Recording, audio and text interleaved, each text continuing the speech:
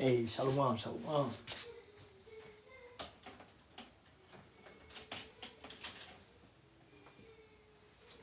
Shalom, shalom.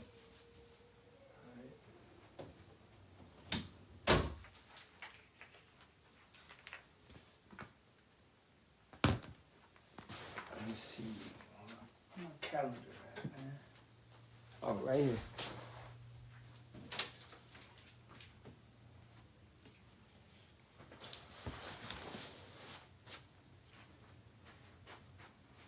Alright. Do this real quick.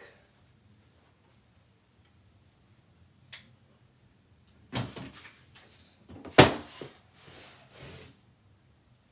wish I could raise this up, but we'll just do it like this.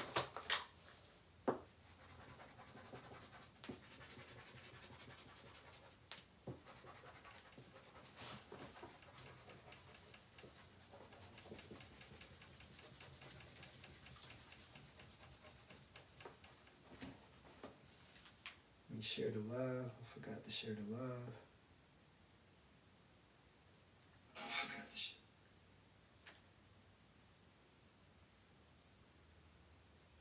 You know, TikTok don't like us.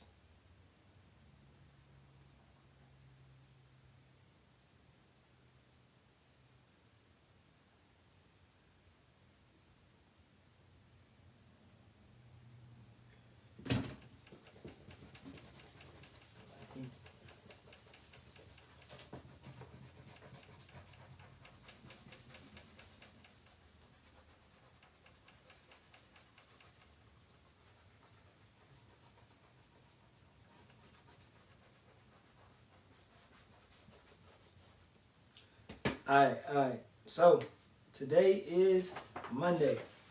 Now, we're going to quickly go into the Shabath. Hey, first and foremost, facing the east, all praises be to Yahweh, Ba'ashem, Yahweh Shah, Ba'ashem, Makakadash. Double honors to the apostles, elders, and bishops of the Great Millstone, which rule well and teach well, in sincerity, taught us this truth. Shalawam to the Lord's hopeful elect, 144,000 men. I'm going to probably come back around, because ain't got a good... Let me see how they look on the camera. That's kind of straight. We could do it like that. Alright, so Sunday to Monday, right? This is the last Shabath of this month, right? And we're transitioning into the new moon, which is tonight. So new moon Shabath, alright, it's a feast. It's a celebration. Okay, so you can prepare food. Because I know a lot of brothers and sisters is like, well, today was the Shabath. So what? How are we supposed to do the celebration, for tonight? Well, it lets you know you can prepare food because it is a celebration. So you have to use the common sense in that aspect because you're supposed to have a feast. So you're going to have to cook, right? So with that being said, you can cook tonight going into the new moon for that feast, right? So with that being said, it will be, we're just going to start right here, and I'm going to number it. 1, new moon.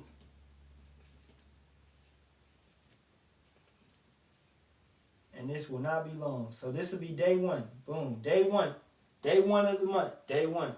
New moon would start at evening. Right? Let's get a precept.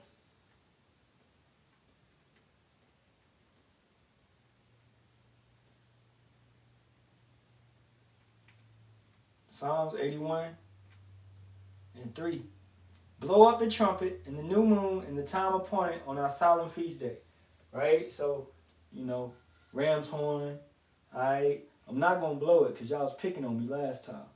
So, we'll just leave it right there. Alright? So, blow up the trumpet in the new moon in the time appointed on our solemn feast day. So, you blow the trumpet tonight. You blow the trumpet every Shabbat, so, all right, so you could blow it tonight, and just to let your household know, but I mean, you automatically should know, all right, you go into the Shabbat, you should know what not to do, what to do, etc. This ain't the first radio. But for brothers and sisters that are new, you know, we gonna teach it like it is. So 1, 2, and then day 2 starts and this evening. A day starts at the evening. Let's go to Leviticus real quick. 23 and 32. It shall be unto you a Sabbath for rest, and ye shall afflict your souls in the 9th day of the month. At evening, from evening unto evening, shall ye celebrate your Shabath. Right? Let's go to Genesis 1 and 5. And power called the light day, and the darkness he called night. And the evening and the morning were the first day. How the evening is priority. It starts it. The evening and the morning were the first day. So then what creates the second day? Another evening and morning. It's just simple. You just go down here, keep reading. Alright. Where we at? Right here. Verse 8. And power called the firmament of heaven. And power called the firmament heaven. And the evening and the morning were the second day. So that evening that came in, that created the second day. You keep it going. Verse 13. And the evening and the morning were the third day. So each day starts with an evening. I don't get how you have certain characters that's butchering this and messing it up. That each day starts with an evening. Hey man, y'all ass, I ain't about to blow no trumpet, man. I might blow it later on. I might blow it later on. Who said they ain't never heard it? Hey, nah, you heard it before. Yasharahla. Alright, so evening, new moon comes in. That's why I read the Psalms 81 and 3, because you declare, you blowing the trumpet, the new moon is coming out, and you declare, you blow the trumpet when the new moon comes out. You know what I'm saying? It makes sense. The new moon don't come out at 7 o'clock in the morning, man. You know? Alright, so 1, 2, 3, let's just number them. 4, 5, 6, 7, right? For these idiots be like, you rest on the 7th day. You got to understand the 7th day, the count really starts is 6 working days. So the first working day would be right here, that evening. 1, 2, 3, 4, 5, 6. So that's 6 working days. And then booyah, 8. All right. So yeah, you are going to rest on the 7th day, and that 7th day would be the 8th day of the month, because that first day is as a Shabath. That first day is a rest day. It's a new moon Shabath. So this would be the first quarter. First QTR. Right? First quarter. And then as you can get it, it's going to be simple. Full moon. You know, I'm going to just run through this quick, and then we can hit some scriptures, and I'll bring brothers up and all that. Because I ain't really had too much prepared. But I saw the brother Deb needed a refresher on this. Alright, so what is this Monday? What is this Monday? You said it's hiding from me. What's hiding from me? Alright, Kawam, you want me to blow the trumpet? You know what? I gotta blow the trumpet, man. Alright.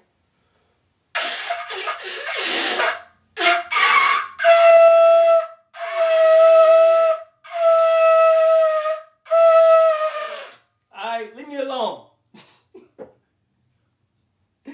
Hey, I'm getting better. Why y'all laughing, man? Why y'all laughing? Kawam, you gotta come up and blow the trumpet. Alright? Hey, put me on the spot. The water, Deb. The water. Y'all funny. Alright, keeping it going. Y'all act like y'all went to college for blowing the Rams horn or something. I ain't seen none of y'all in drumline.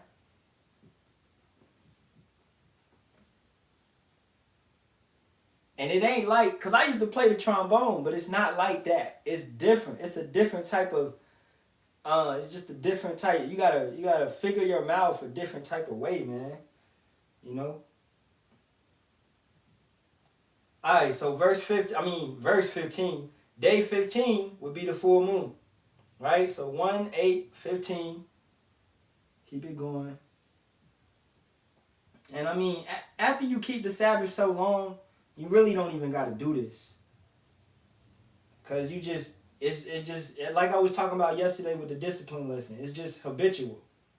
You know when it come in, so you know what day it is already, so it's easy. But it's just doing this for teaching purposes. Alright, you can put this in your phone, okay, if you want to make it easy. And then 29. Alright, now this is going to be the last Sabbath, or last Shabath. Alright, booyah. And then let's check. Let's check.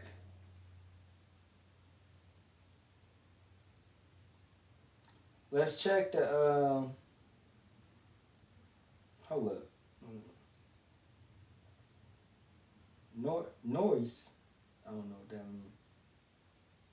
Upon how it goes. Let's check when the new moon comes in November. So new moon in November. And it says the new moon in November 2025 will occur on November 20th, 2025 at 1:47 a.m. Alright, this date marks the astronomical beginning of the lunar cycle for that month. Alright, so astronomical beginning of the lunar cycle. So what is November 20th? I bet that's a Tuesday. Alright, let's see. November 20th? That's a Thursday.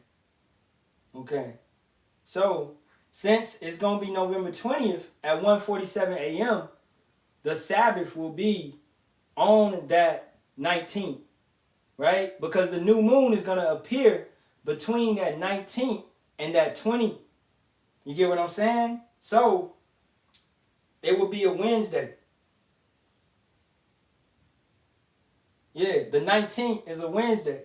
So, the Sabbath will not be Tuesday to Wednesday, but it'll be Wednesday to Thursday.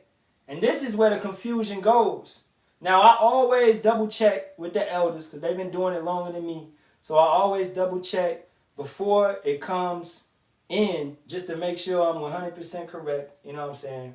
But based off the way that I believe it's supposed to be kept in the correct way, since the new moon is going to appear on that 20th, then the Sabbath would be on this Wednesday. So that means you're going to have just a day in between. Right? So this month will really have 30 days. And then the new moon will come in right here.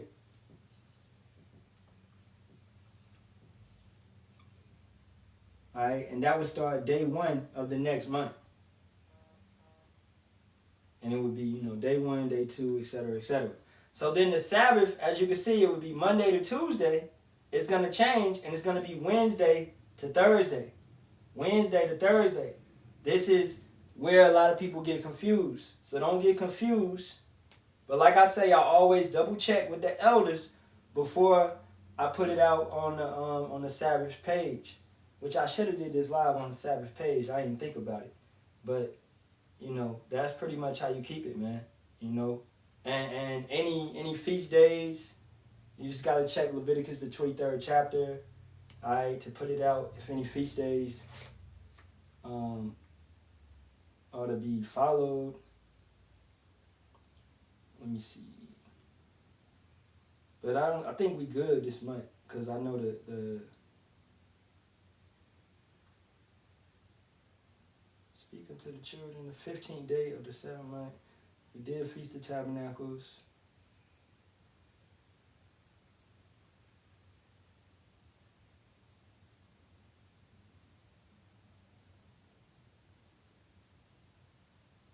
Yeah, that's pretty much it until we do Hanukkah, and you could do Purim, right? So those things are the next feast days that's coming up, right? So that's pretty much, let me check the comment board. Then I'm about to go back over there. You getting the understanding? All right, great, great, great. All right, cool. It's all good, all good. Kind of cool. So, that's pretty much it. So as you can see, tonight, Monday to Tuesday, once again, you can cook because it's a feast. So you can cook, all right? And you can't fast. You don't supposed to fast. You're supposed to have a little feast.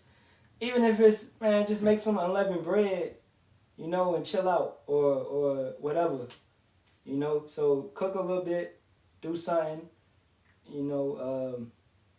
say a prayer, right? Do it to the best of your ability. You get better as you go. You get better as you grow, right? No intercourse, no pleasures. Don't play the game. Don't do those type of things. I refrain from like hip hop music and stuff like that. You can listen to music on other days, but not on the Sabbath. I wouldn't, because that's considered a pleasure. Like, if J. Cole drop his album tonight, I'm not going to listen to that shit. I'm going to wait to Wednesday, or Tuesday evening. You know what I'm saying? So, because these things are considered pleasures, right? So, just keep that in mind. You know what I'm saying? Study, listen to lessons, right? You wanna. It's a holy day. It's separate. You want to keep and you already should be separate from the world, but even more separate on the Sabbath, because it's a day of rest, spiritually and physically if possible. But if you gotta go to work, you gotta go to work. We can't help that. You know what I'm saying? So all right, man, I'm gonna come back over there.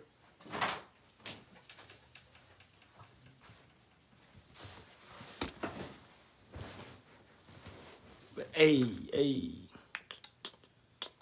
Shalawam. Yahweh Shem Yahweh Shabarakathon to everybody. Right? We'll just do a little Q&A. And if brothers want to come up, brothers can come up. Cause like I said, I ain't had nothing planned. Just to go into that. Man, I'll blow the trumpet again. I ain't scared. You know what? Let me go get it.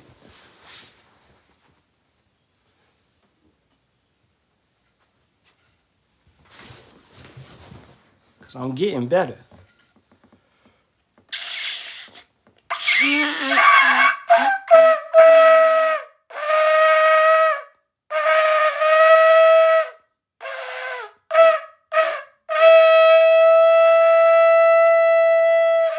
Oh yeah, I got it in that time. Alright. For any brothers that got a ram's horn, you have to fix your mouth a certain way. And it's a little difficult, man. Alright. See, Yasharahla talking about, he's saying you blowing your nose again. That's because you ain't got one. We know you ain't got one. Cause it's a little difficult. The water, Gabriel. The water, bro. Strong finish. Exactly.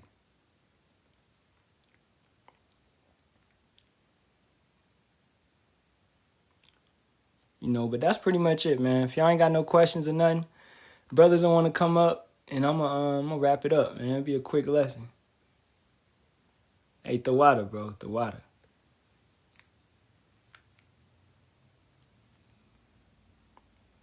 Let me see. We can go into the account of, let's go to Amos.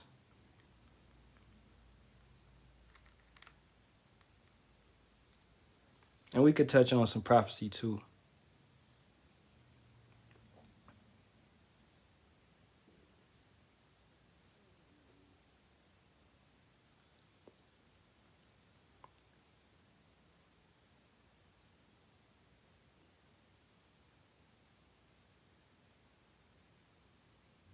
This is Amos 8, and you said you was going to touch on the ruling bodies. Remember. Okay, Khan, we'll touch on 2/3 and 1/3 is in the kingdom. I got you. All right, so real quick, I get this. Amos 8 and 5, saying, when will the new moon be gone that we may sell corn, and the Sabbath that we may set forth wheat, making the ephah small and the shekel great, and falsifying the balances by deceit. And that's what individuals do today, still to this day. They sell you stuff that's triple the price, right? Sometimes far more than that. Like you buying Jordans are literally 10 times the price. They made for $15, sold for $150 or $200 or $300. You know what I'm saying? So they're falsifying and they're getting more money for what it's actually worth, right? So you're supposed to be buying those type of things. Like we understand, hey, if you gotta buy some food, grocery shop or something, and it just so happened, you got to do it on that day. Okay, we understand that, right? You got to get some water or something. Boom, boom, boom. You out of toilet tissue, and you got to get some toilet tissue on the Shabbat. Need to go get some toilet tissue. All right? It's common sense. That's what I'm saying. Like IUIC and cats be so damn law. They forget about common sense. Okay? If you got to get some toilet tissue, get some toilet tissue, man. I don't think that needs to be said. That's crazy. Right? So, but it's like, yo, if you trying to buy a video game on the Sabbath, don't do that shit. You can wait. That's a pleasure. You trying to buy some J's, you trying to buy a fitted cap, you going to the mall and going shopping on the Shabath, that can wait, man. All right? Keep what you can to the best of your ability. And as you can see, they were saying, when will the new moon be gone that we may sell corn? In 1 second.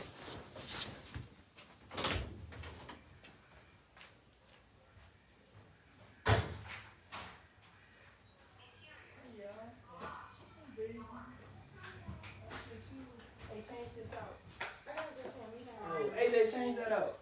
I forgot. All right.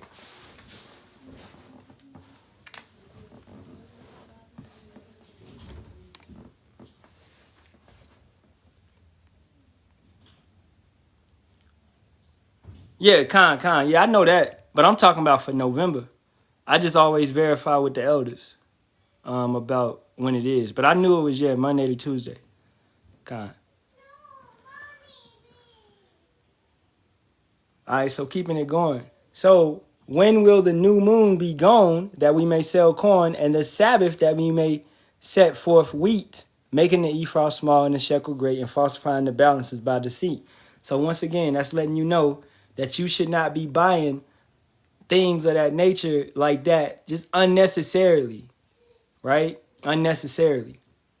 And it should also lead you to a preparation type of spirit where you're checking everything, before, like day before the Sabbath, meaning that day, or even the day before, the day before, right? Clean up. Make sure your house is in order. Clean up. You should weekly clean. You women, man. You should be cleaning up. All right? Brothers too, shit. So make sure your house is in order coming into the Shabath. That's just a common sense type thing. So you can really rest. I don't like to rest in mess. Who likes to rest in a mess? Nobody. I would hope not. So you would clean up the day prior. When the scripture says we do things in order and decency, that goes into, everything, man. Order and decency. Do things in that manner.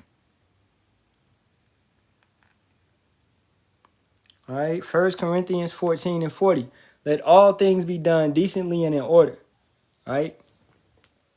So the way I remember as a kid, I used to get picked on because I would eat, let's say I had some peas on my plate, I got some corn, and I got some type of meat or something. I'm going to eat everything one by one. And that's just me. I never mix stuff like that. I don't know. That's my spirit. But I'm going to eat everything one by one and enjoy it one by one. But I understand it now. It goes back to order. I hate when shit is out of order. And that should be the same as with your house. That should be the same as with your relationship, your rib, your kids. right? Your thought process, it should actually hurt you. Like, you should be like, dang, man, I got to get the understanding of this, right? Because if you don't got it, then you like, man, am I correct or am I wrong, right? So you should be, in a sense, holding your tongue if you don't know what you're actually talking about.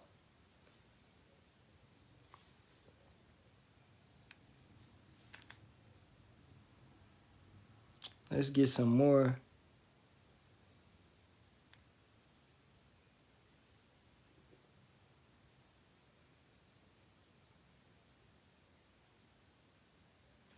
I want to get that account in King David. Let me see.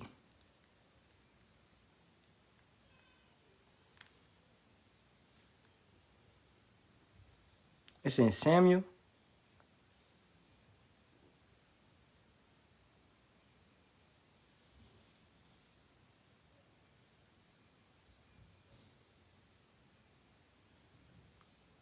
Just to show that these things are important, I go into that. Just to show that these things are important, and our people treated these things with importance. So this is 1 Samuel 21:4. And the priest answered David and said, there is no common bread under my hand, but there is hallowed bread, if the young men have kept themselves at least from women. And David answered the priest and said unto him, of a truth, women have been kept from us about these 3 days, since I came out, and the vessels of the young men are holy, and the bread is in a manner common, yea, though it was sanctified this day in the vessel. So the priest gave him hollow bread, for there was no bread there, but the showbread that was taken from before Yahweh to put hot bread in the day when it was taken away. All right, so just letting you know, is laying with a woman basically declares you unclean. Okay, so you should not lay with a woman on the Shabath. That is also a pleasure. All right, so you should keep yourself from women. You should take the Shabath, deal with the Shabath holy, set apart, clean as well. Be clean. You know what I'm saying? The brother said Revelations 22:1-9.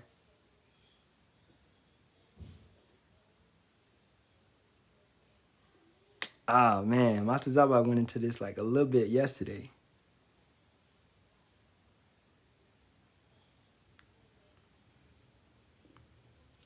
And I ain't gonna say I went through this.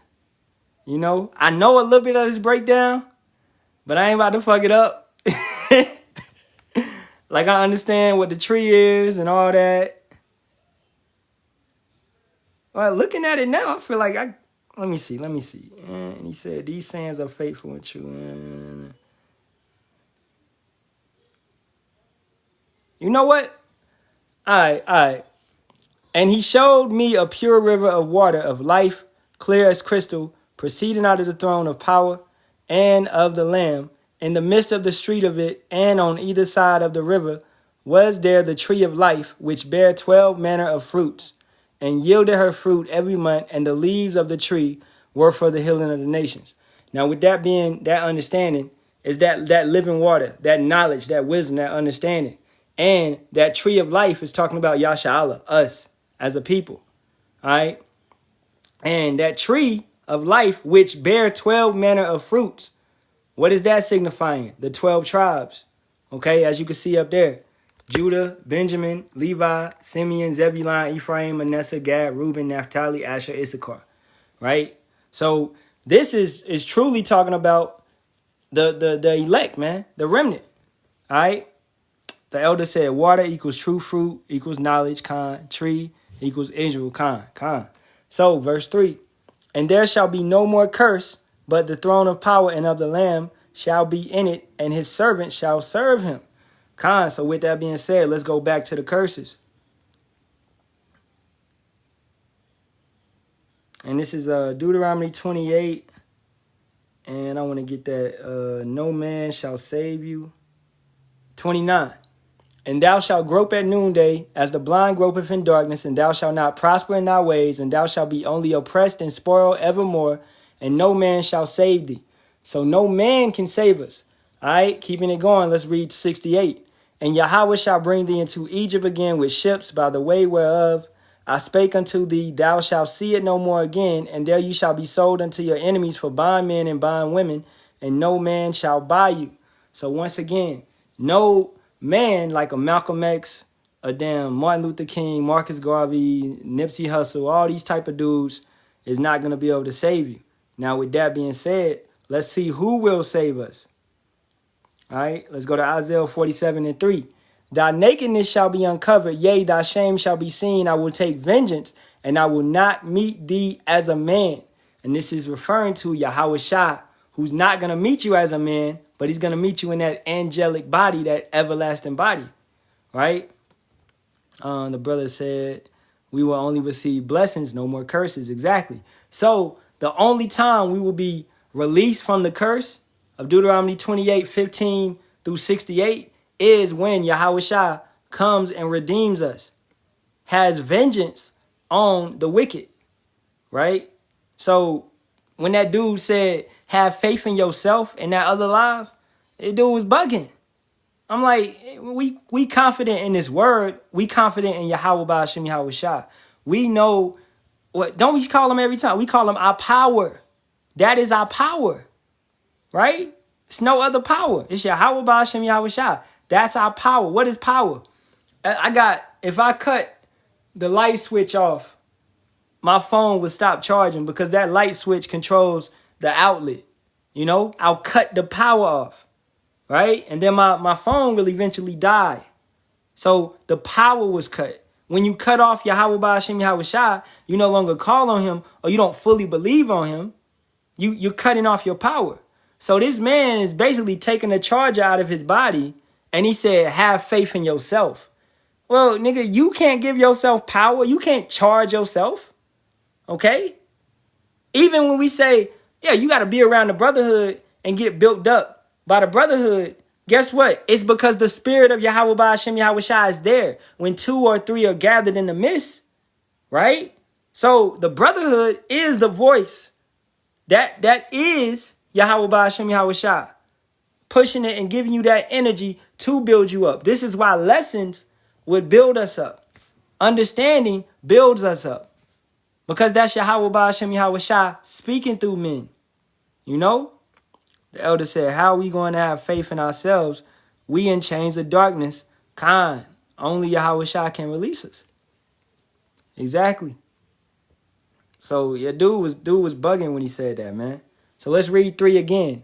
And there shall be no more curse, but the throne of power and of the Lamb shall be in it, and his servants shall serve him. All right? And that's us. That's the remnant. Yahweh Ratazah, we be of that number.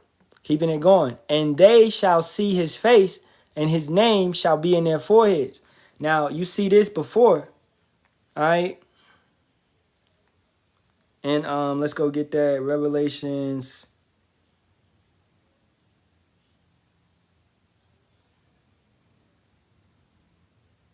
Where is that, man? I'm going to find it real quick. Give me 1 second.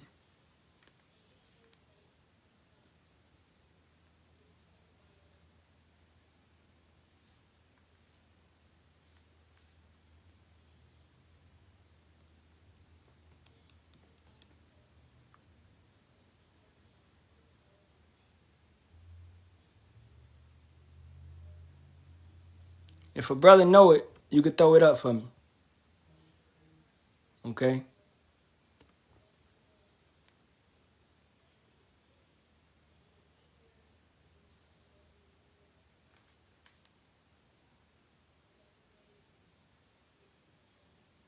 Oh, right here. Revelations 14:1. Okay? Somebody wanted to come up, but hey, bro, give me some time. I'm on a little breakdown right now, and I'll address you in a minute. Alright. All right, cool. So this is Revelations 14:1. And I looked, and lo, a lamb stood on the Mount Zion, and with him 144,000, having his father's name written in their foreheads. So that's a precept to that Revelations 22:4 to let you know that, you know, this is gonna happen. All right, they shall see his face, and his name shall be in their foreheads. Now, to see the face of Yahweh and Yahweh Shah, what must you be? To the comment board, what must you be?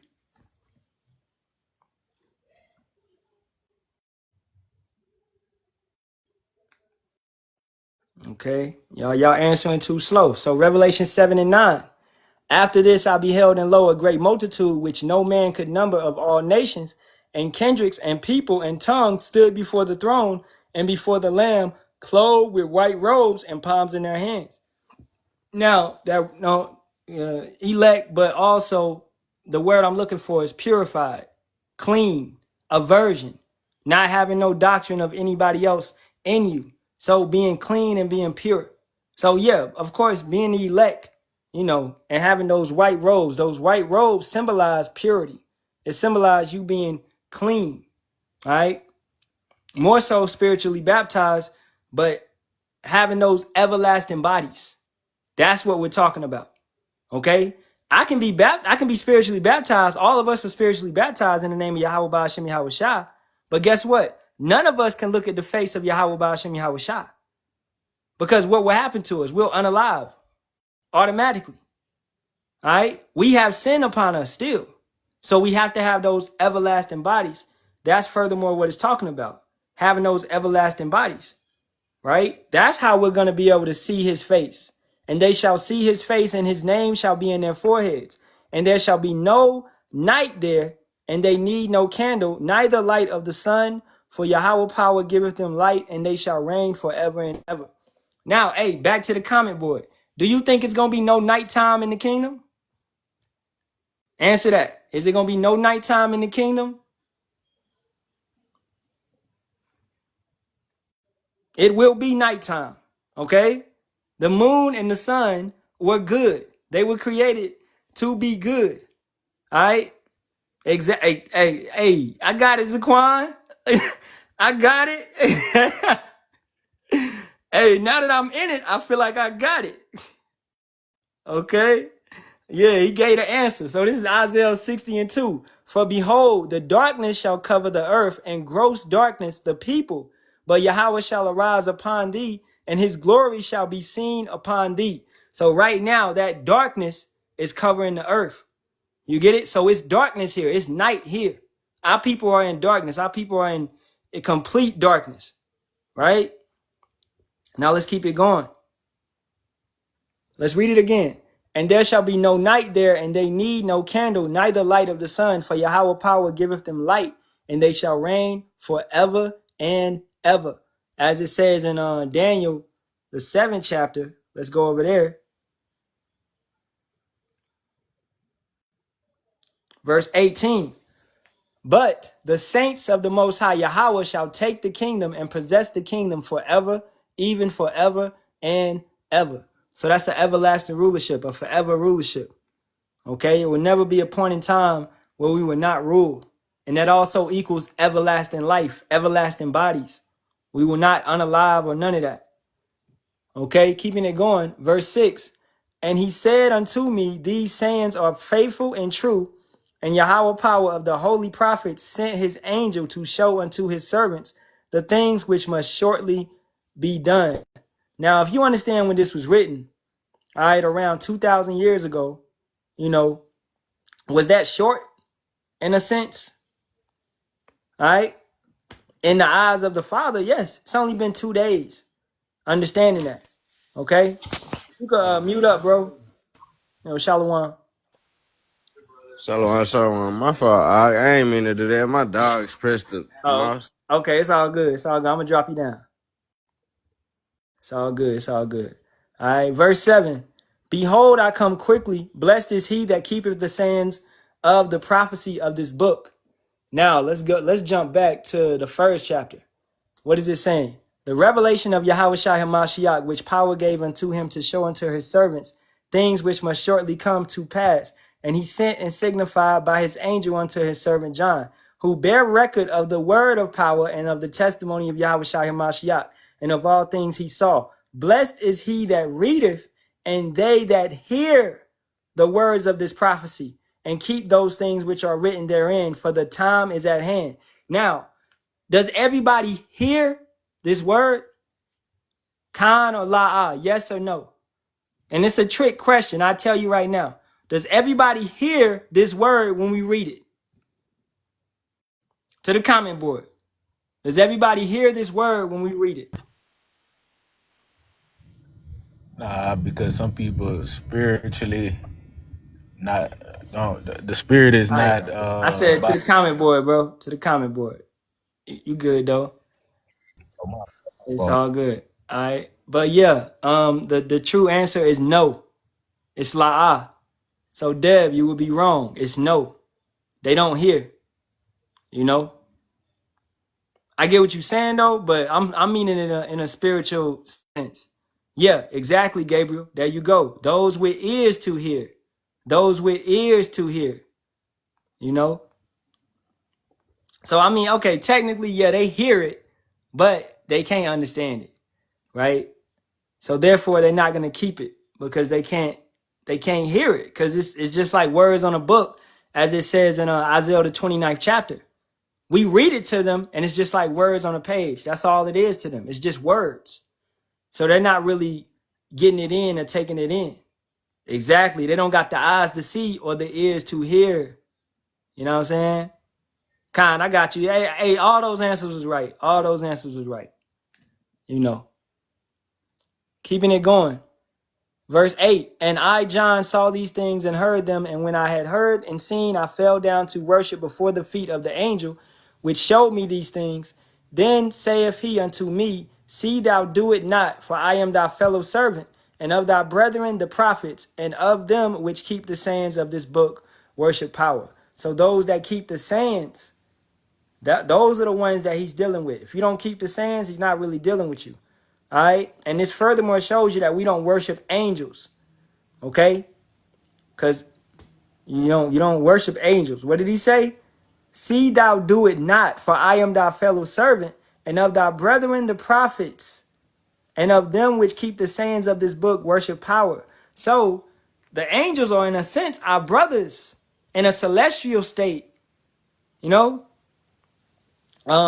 Explain verse 9. Who was he talking to? Then saith he unto me, see thou do it not, for I am thy fellow servant, and of thy brethren the prophets, and of them which keep the sayings of this book worship power. I would say he's talking to the elect, the remnant. He's talking to the prophets. He's talking to the ones that keep the sayings of the book. You know, the angels, the Malachiam, right? Because we are what? We are angels in a sense. Angel means a messenger. So he's talking to, if you want to even go deeper, he's talking to those that created the earth.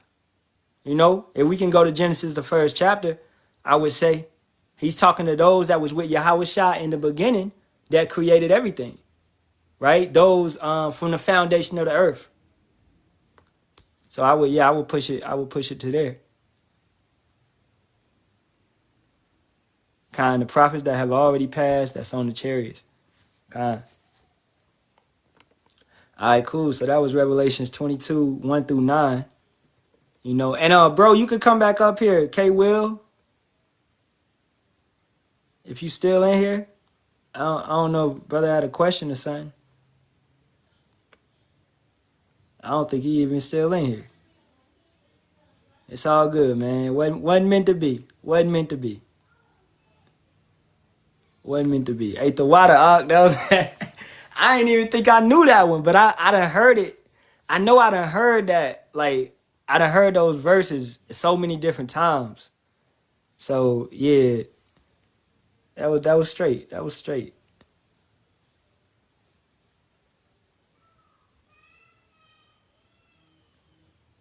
All right, so let's the brother want to get the brother Dev.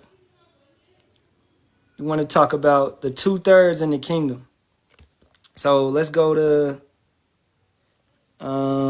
where is it? Matthew.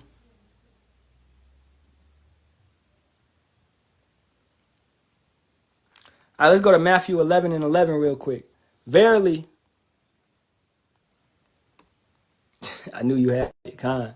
Verily I say unto you, among them that are born of women, there have not risen a greater than John the Baptist.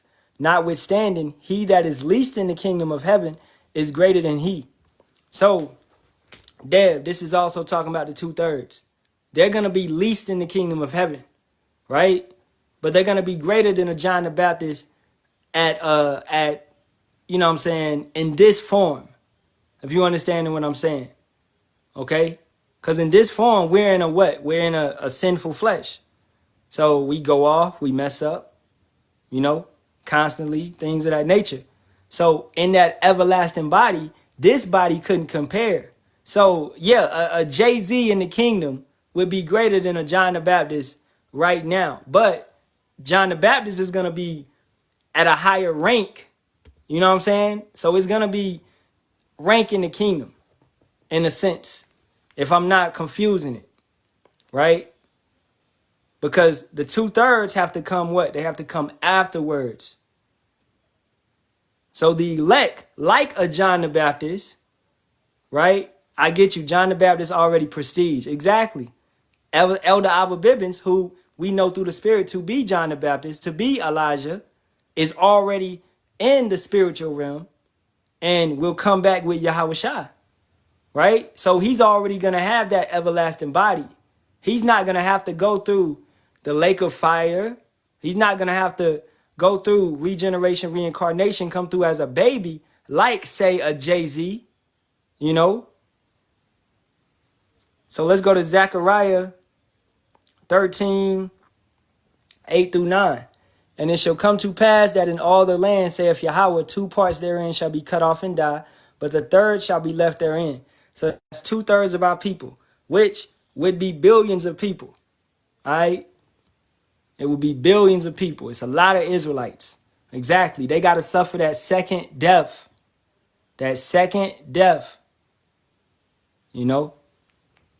Verse 9, and I will bring the third part through the fire and will refine them as silver is refined and will try them as gold is tried. They shall call on my name and I will hear them and I will say it is my people. And they shall say Yahweh power is my power. Now that fire, I will bring the third part through the fire. That fire is talking about this spiritual chastisement that we're going through right now. And also literally talking about the ICBM missiles. We will be brought through that. We won't be destroyed how the 2/3 are cut off and die. No, we will be brought through it.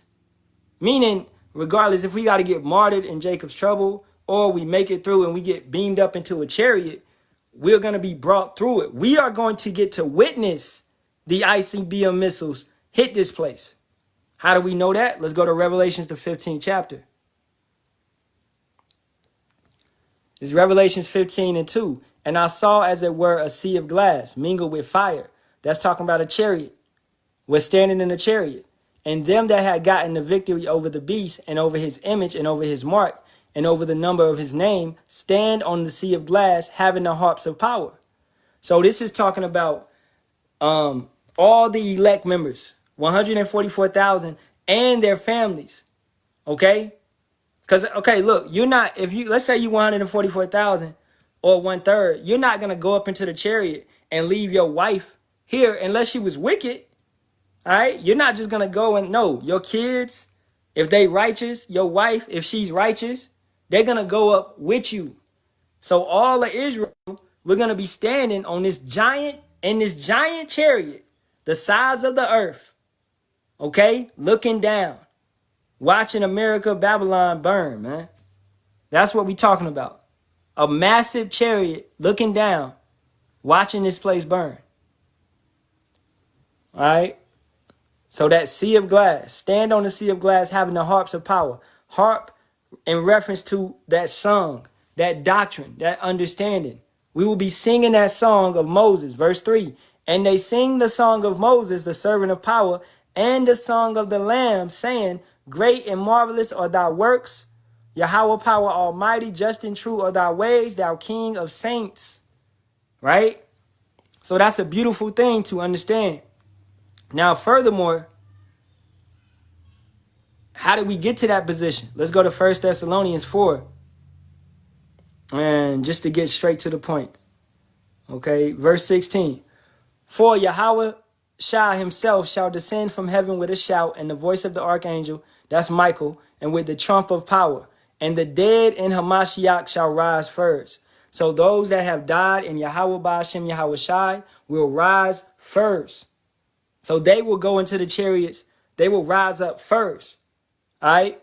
Verse 17. Then we which are alive and remain shall be caught up together with them in the clouds to meet Yahweh Shai in the air. So shall we ever be with Yahweh Ba'ashem Yahweh Shai. Wherefore comfort one another with these words. All right. So what you're looking at is a family reunion, not of all of Israel, because really all of Israel don't matter. I mean, they do ultimately. Mercy is given to all of them ultimately. But at this point in time, you have, as we've been stating, the elect, the remnant. All right. Anybody in here right now, if you learning from somebody and they're not talking about the elect and the remnant, all right, then they're not teaching the proper doctrine. Now, we would state we don't know who the elect or the remnant is. This is why we're hopeful. We are hopeful elect. So we hope to be of that number. That's all you can do because you don't know who you are. All right. So furthermore, let's keep it going. Let's go back to Matthew.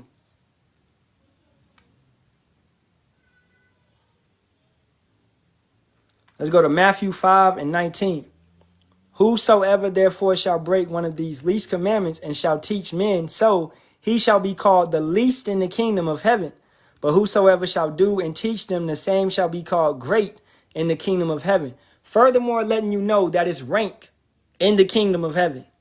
All right, so let's look at these false prophets, like a Danny P, like a Bishop D. Brooks, like a Yaju Judah, you know, et cetera, et cetera. Okay, these guys, which are Israelites, but they're breaking these commandments and they're teaching these commandments incorrectly and improperly. They will be the least in the kingdom of heaven. They will still be greater than this sinful body, right? But they will be still the least in the kingdom of heaven. Now, if you teach this doctrine, you teach the scriptures properly and correctly, then what are you going to be called? You're going to be called great in the kingdom of heaven. For I say unto you that except your righteousness shall exceed the righteousness of the scribes and Pharisees, ye shall in no case enter into the kingdom of heaven. So with that being said, right, you have to make your calling to the election sure. You got to make sure you're teaching correctly and properly. You don't want to be like a scribe and a Pharisee. Because what did they do? They taught the precepts of men. They fell off. They was doing traditions of men. They couldn't even recognize it was Yahweh Shai that was in the midst of them. It was the Savior. They couldn't recognize it. When a Canaanite woman, which was an Israelite woman, the Syrophoenician woman is an Israelite, she recognized that was the Messiah. This is a thing of faith. It's a thing of resignation, if that's a word. All right, it's just you recognize. That's how we know that the Sumerian woman was not an Israelite, because she couldn't recognize who was talking to her, man. You had this centurion who came out of nowhere and was like, "Hey, master, can you heal my son? Can you heal my servant?" And Yahweh shall say, "You got great faith, man." He already healed because he believed. He was not a damn Roman. He believed in Yahweh Shai. He recognized. All right, so it's faith, man. It breaks down to faith. It breaks down to faith. It's extremely important. So that rank in the kingdom. Furthermore, let's go to Revelation 7th chapter. And you have the 144,000. And I heard the number of them which were sealed, and there were sealed 144,000 of all the tribes of the children of Israel. All right. And just listing down, I'm not going to read it because you understand what it is. Okay. So 12,000 from each tribe. 12 times 12 is 144. 12,000 times 12,000 is 144,000. Boom. Easy. Simple. All right. It was a guy named Let the Precepts Talk. He asked, what's the square root of 144,000? You know, and people couldn't get the answer. You know, let me stop. So, Revelation 7 and 9. After this I beheld, and lo, a great multitude which no man could number, of all nations and kindreds and people and tongues, stood before the throne and before the Lamb, clothed with white robes and palms in their hand. Now, we read this earlier to support Revelations 22. So, furthermore, understanding this, this is talking about the who. Who is this talking about? Comment board. Who is this speaking of? This great multitude.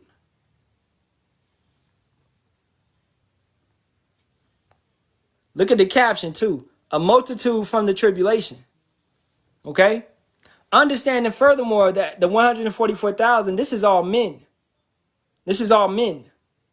Okay? So who is Revelation 7 and 9 talking about? Anybody can answer. Wow, you know, hey, while I sip on my Saratoga, mess with it, mess with it.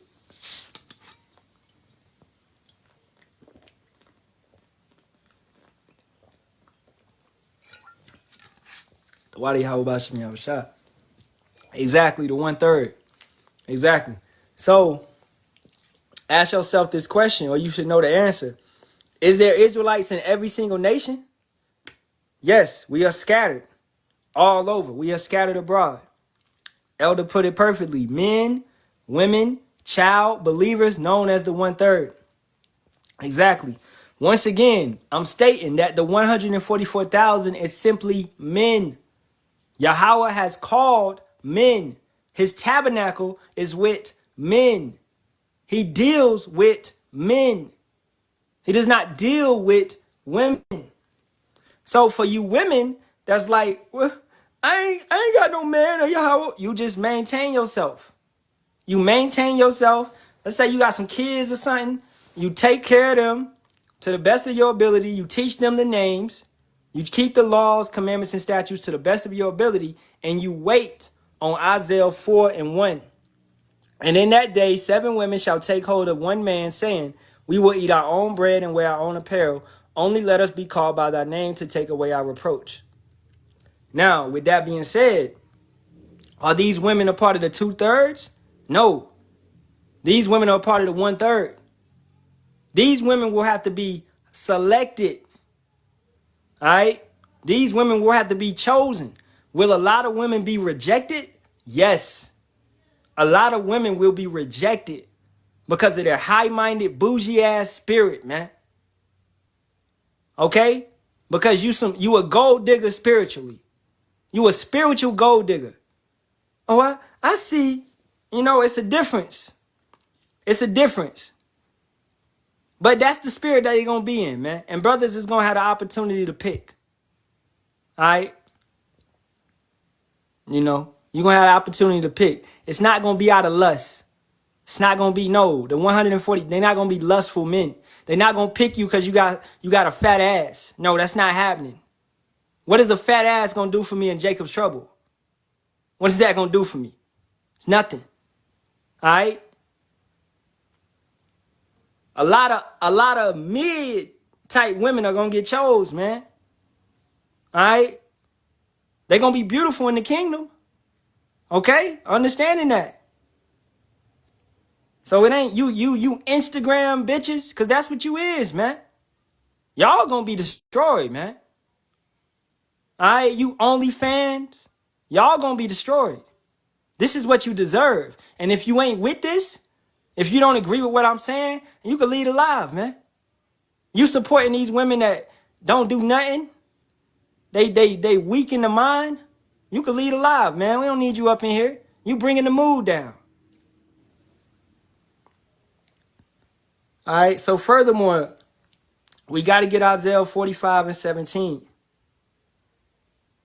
And it reads, but Israel shall be saved in Yahweh with an everlasting salvation. Ye shall not be ashamed nor confounded, world without end.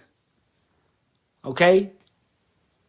So that's letting you know that all of Israel will eventually be saved. Right? So the lake of fire will eventually burn out. It has to burn out. It's a fire that cannot be kindled. You can't control it in that sense. You have to allow it to burn out. You can't put it out.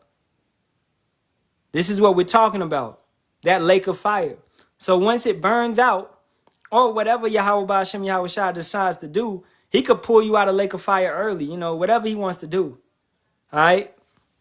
And that will happen to certain individuals because another question for the comment board. Who's gonna make it on those chariots? Simple question. Who's gonna make it on the chariots?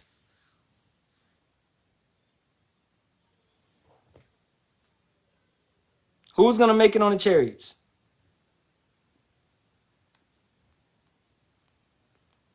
Okay, the elect. Okay, okay. All right, let's get an understanding of that. 144,000, 1/3 men, women, and children. Okay, when you say the elect or the remnant, it's the same thing. All right, the elect, the 144,000, that's more so the highest rank. Even, actually, also you got the apostles that will be over that, but they are a part of the 144,000. So and then you have King David that will be above the apostles because he is the head. And then you have Yahweh Shah, who is the head. All right? When we talking about rulership on the earth, because Yahweh is just Yahweh. You can't categorize him in nothing.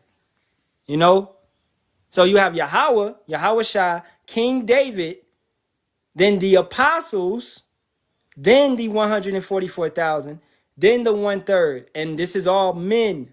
Now, the 1/3 includes women and children, but they're not really considered in that because they will be the women, the wives of those men, either 144,000 men or 1/3 men. So they will be the wives. A woman is going to be considered a property, an item, a possession, right? So you women should be trying to get chose by a spiritual man in that sense. Okay, then you have the 2/3, and they will have women, right? So I would just say the remnant, or you could say the elect, but that would include the 144,000 and 1/3 men, women, and children. So with that being understood, that's who's going to go into those chariots. That's who's going to go into those chariots, right? Now, with that being said, kind of Zaquan put it right there. With that being said, Israel that's going to be in the lake of fire, that's all 2/3. That's all 2/3. But when you start to reproduce in the kingdom, you're not going to produce any 144,000 or 1/3. No, they're all going to be in the kingdom. They're going to be able to walk through. They walked in. So any seeds that you have in the kingdom will be a 2/3 seed. You will be bringing them back. You will be repopulating your nation. You get what I'm saying? So we will produce 2/3, but they will be in their right mind. You get it? All right, good. You got it. They will be in their right mind. Right? So any kid you have will be a 2/3 coming in, but they will be in their right mind. All right, Shalawam, bro. Yahweh Ba'Shem Yahweh Shah Barakatah. Shalawam Yasharahla. Yeah, I just had this thought earlier today, man. I was thinking on it, and y'all probably doing a lesson on it. But I was thinking, when Yahweh Shai comes back and he beams up the elect, and then the marriage supper of the Lamb, while Babylon being destroyed, and we go up for a time period, and then we come back down and go into the wilderness, right?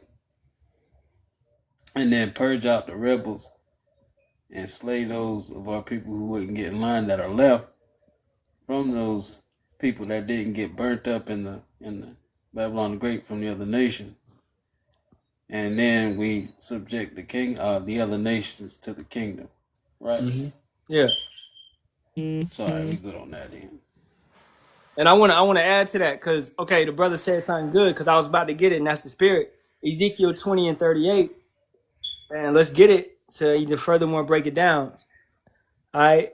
And I will purge out from among you the rebels, and them that transgress against me, I will bring them forth out of the country where they sojourn, and they shall not enter into the land of Israel, and ye shall know that I am Yahweh. All right. And also Luke 19 and 27. All right. Bring them forth who will not, who will not, reign, want me to reign over them. Let me get it because I'm butchering it. Luke 19 and 27. But those mine enemies, which would not that I should reign over them, bring hither and slay them before me. All right, now with that being said, let's go to Daniel 12 and 2, because this all aligns. Don't think for any individual in here talking about I can escape the lake of fire. No. All right, matter of fact, let's start at 1. And at that time shall Michael stand up, the great prince, which standeth for the children of thy people, and there shall be a time of trouble, Jacob's trouble, great tribulation, such as never was since there was a nation, even to that same time. And at the time thy people shall be delivered, everyone that shall be found written in the book. Now that's the elect and that's the remnant. That's the 144,000 and the 1/3. Because their names shall be found written in the book. And many of them that sleep in the dust of the earth shall awake, some to everlasting life. We talked about that. And some to shame and everlasting contempt. So let's say you got a brother or sister or cousin or whatever, they got took out yesterday. And they was the 2/3. They was wicked as fuck.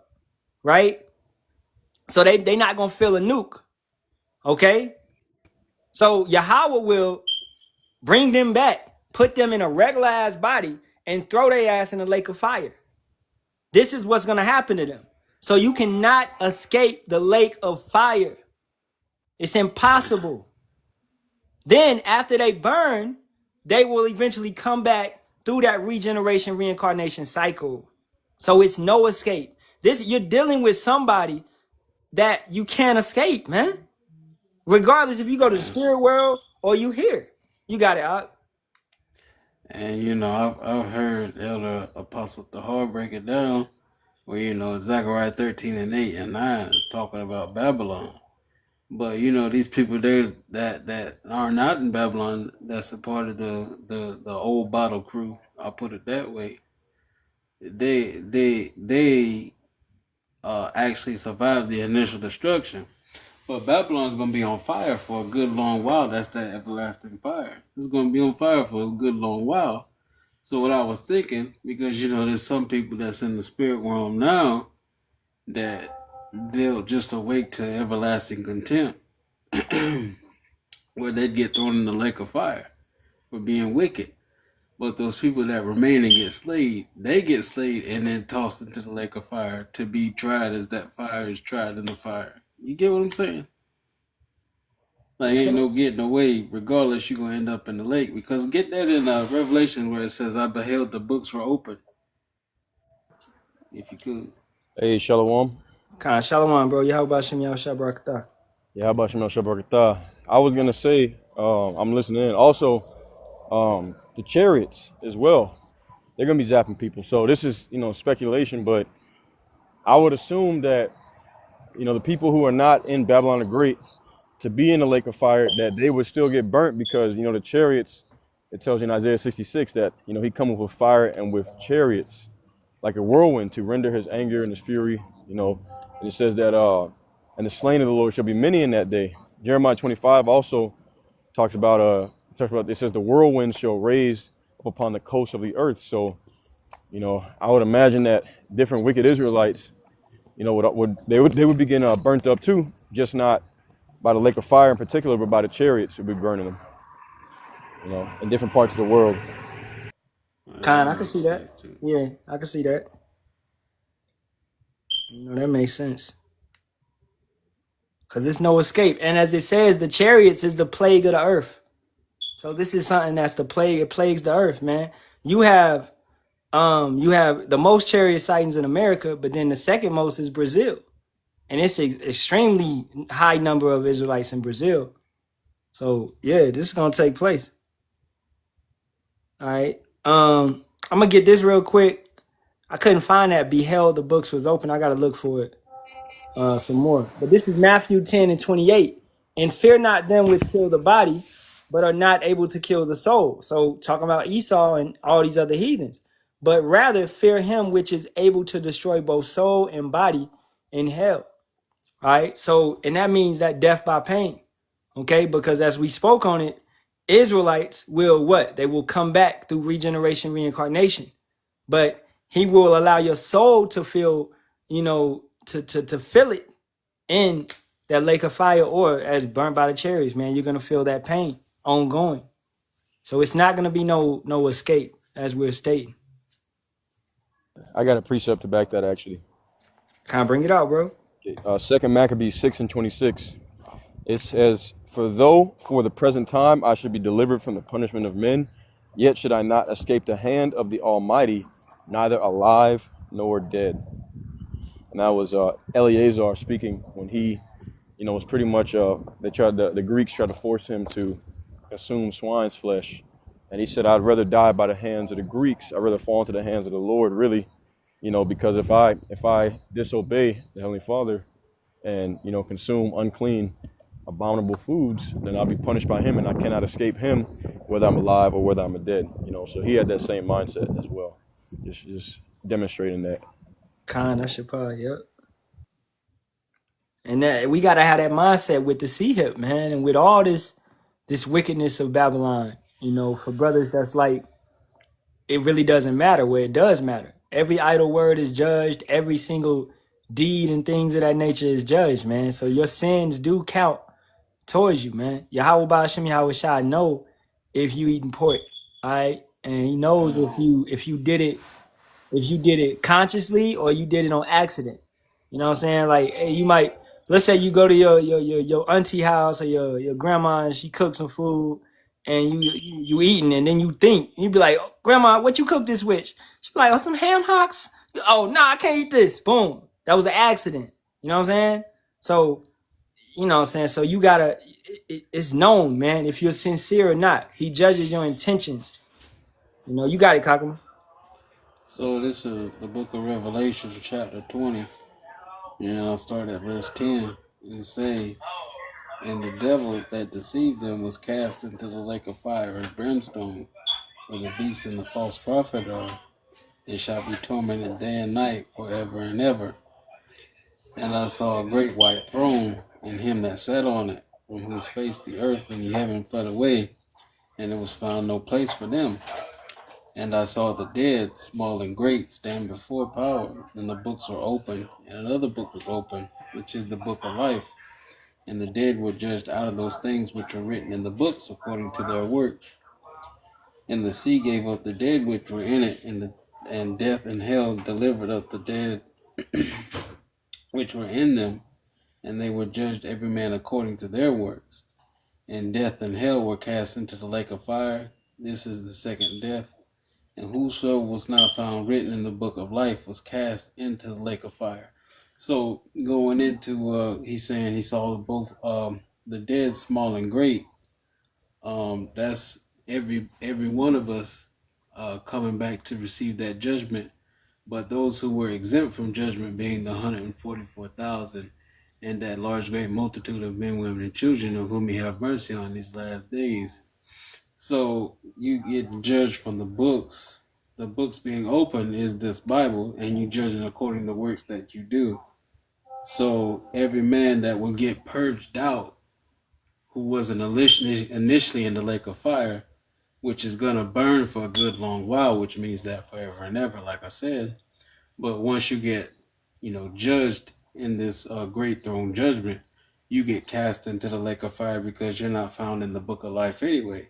So whether you get hit in the initial destruction with the missiles, or you get cut down in the wilderness, who get slayed in front of Yahweh Shai, you'd still get put into the lake of fire regardless.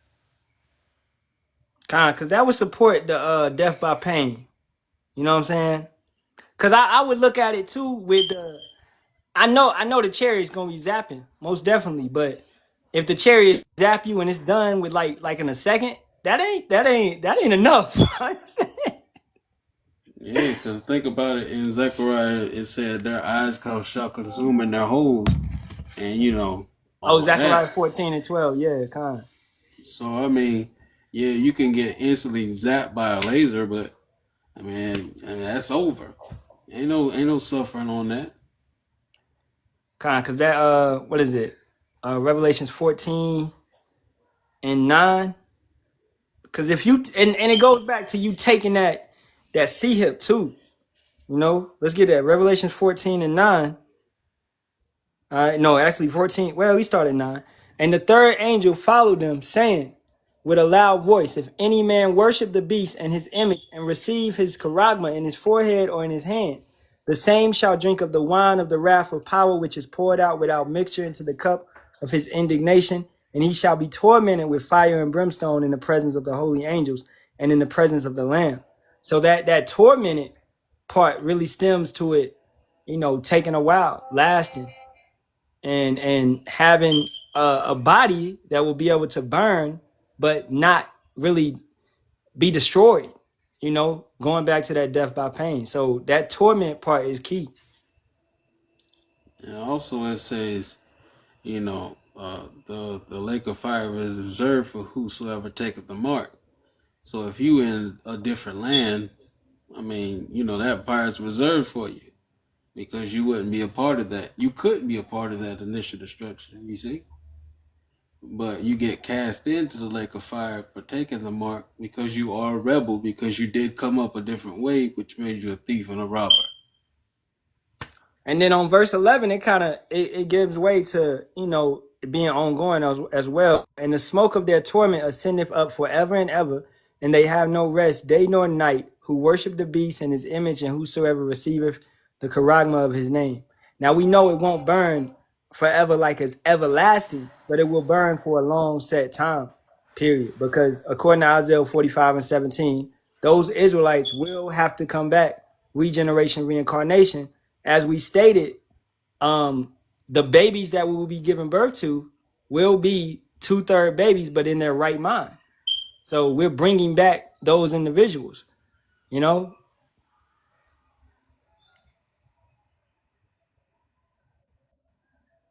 So it's just it's a beautiful thing. The key thing is you don't want to be caught in that lake, man.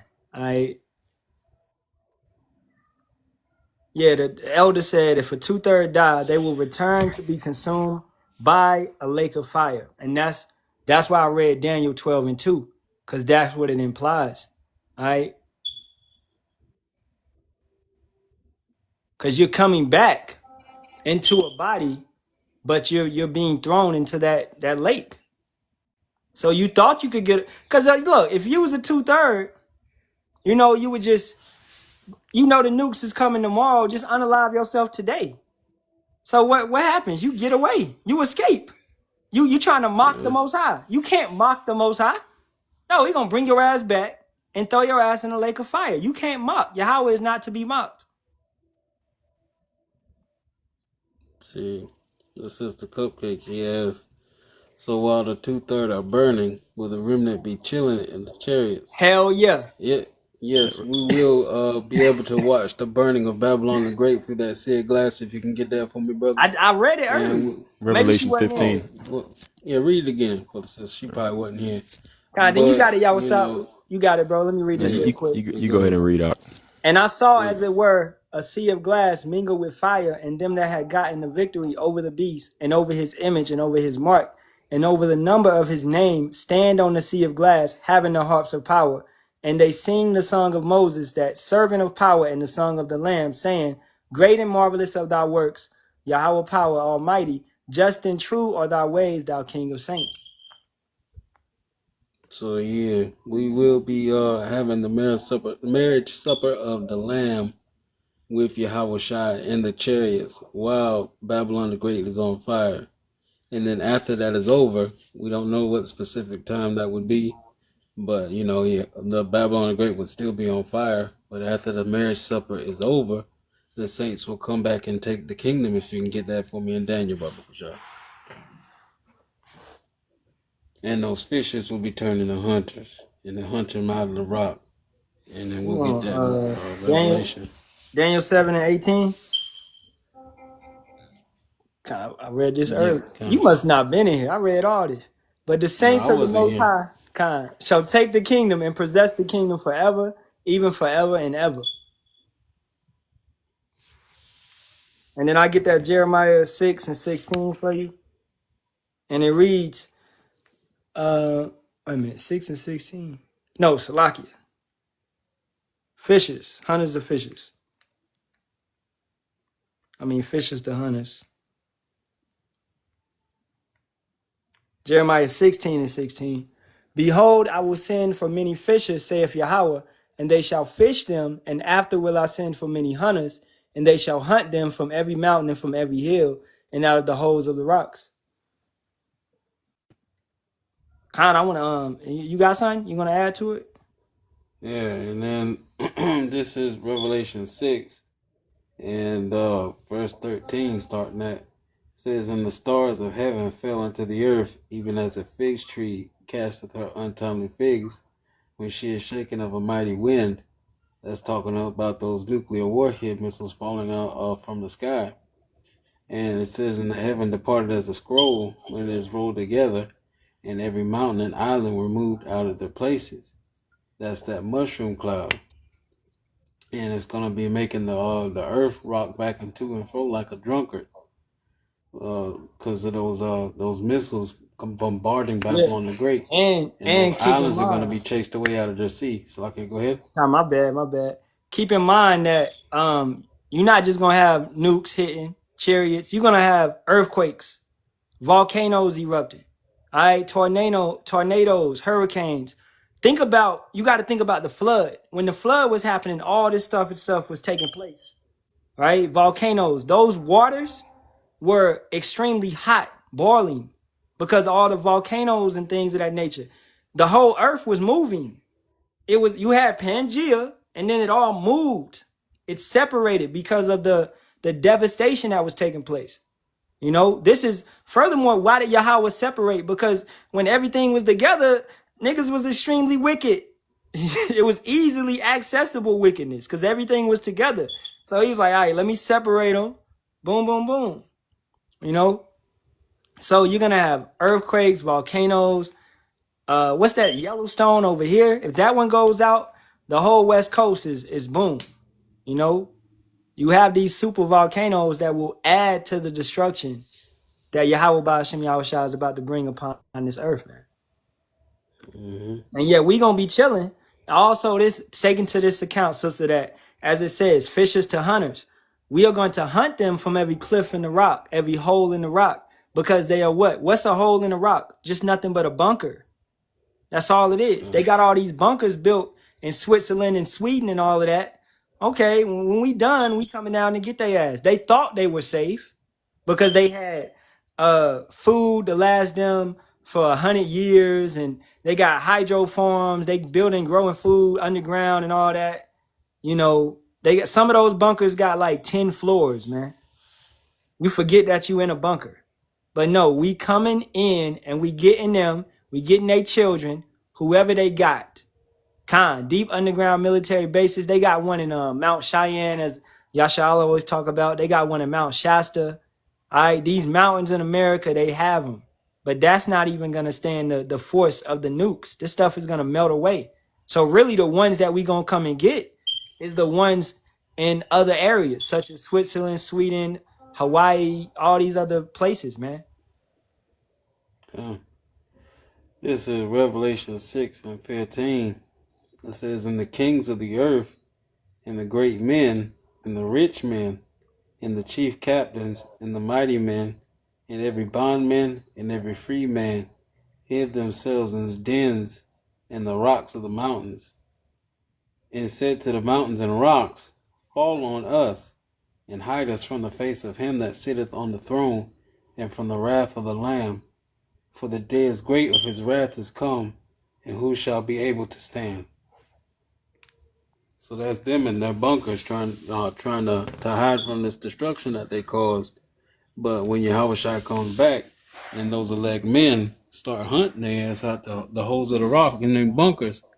They're gonna be like, oh man, we'd rather have the rocks fall on us and unalive us that way instead of facing these big, beautiful Hebrew Israelite men coming in here and messing our stuff up, to put it lightly. Yo, what's up? You got it, bro. If you got something. Oh, Khan, yeah, no, I'm listening, but I'm at work, so I can't really talk much. But I'm Oh, just, con. I interject when I have something.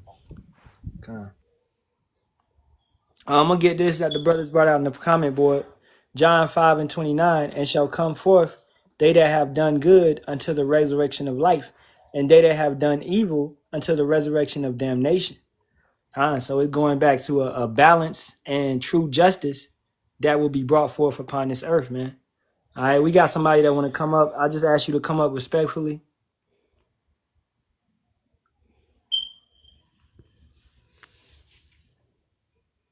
And yeah, real life bat caves. That's it.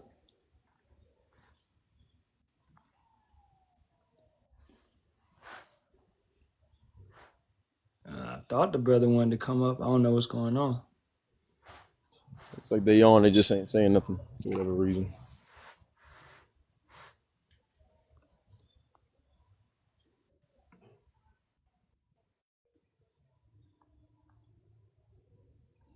The elder said resurrection equals coming back to life for damnation.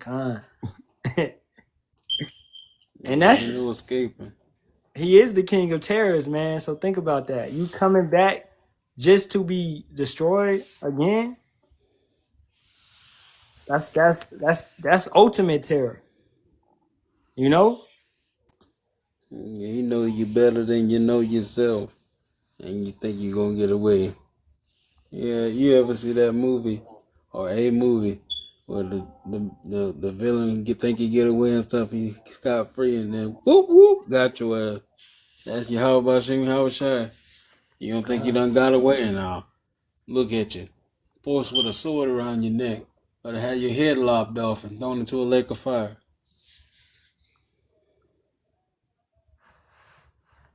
The brothers used to say long ago, man, you can damn how'd it go? That you can do wickedly as much as you like, but you can't do wickedness as long as you like. That's what it was.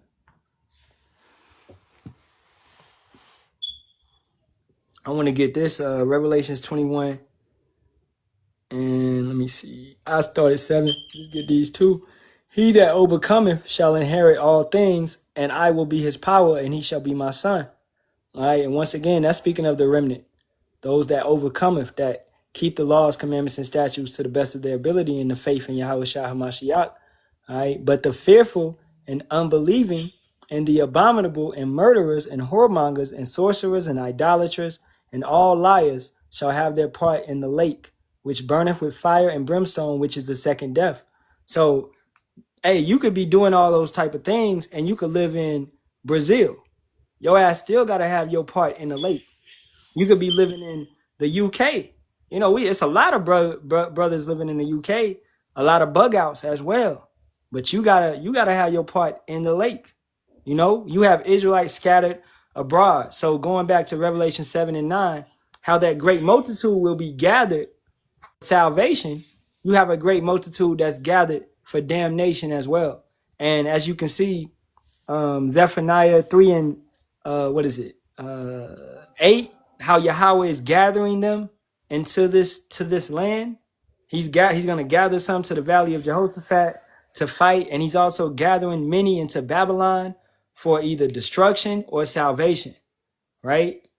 And those that don't bow down, as we read earlier, Luke 19:27, Ezekiel 20 and 38, they're still gonna get their part and they will be thrown into the lake. That's what everything is pointing to. You cannot escape the lake. That lake is gonna be that lake, man. That's him. That's him.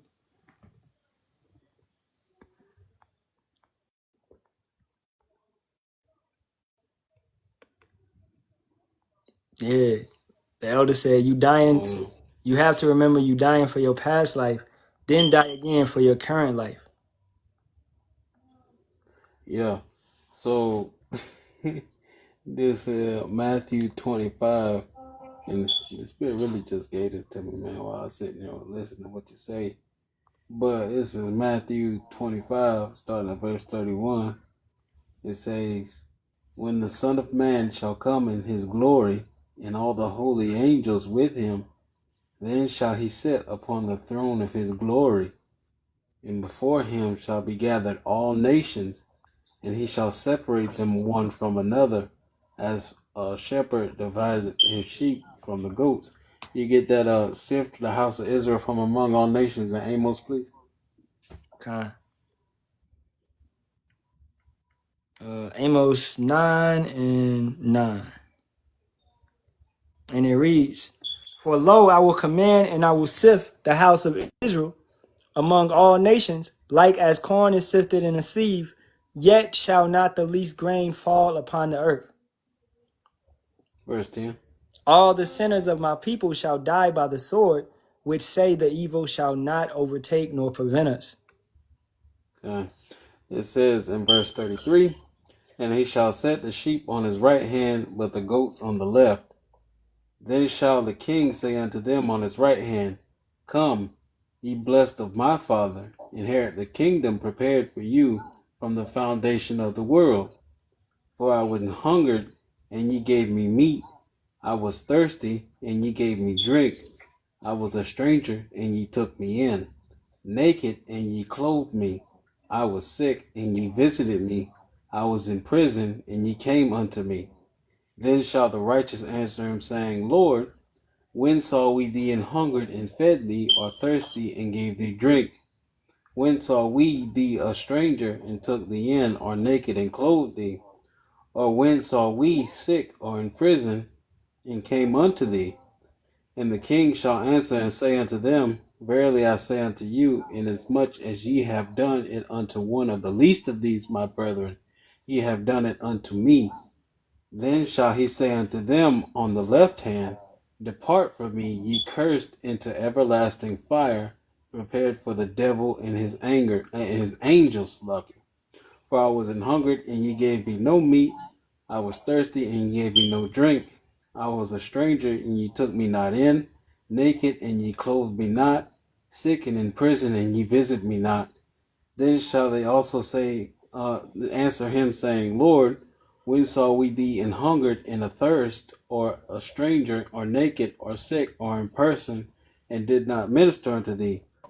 Then shall he answer them, saying, Verily I say unto you, inasmuch as ye did it not to one of the least of these, ye did it not to me. And these shall go away into everlasting punishment, but the righteous into life eternal."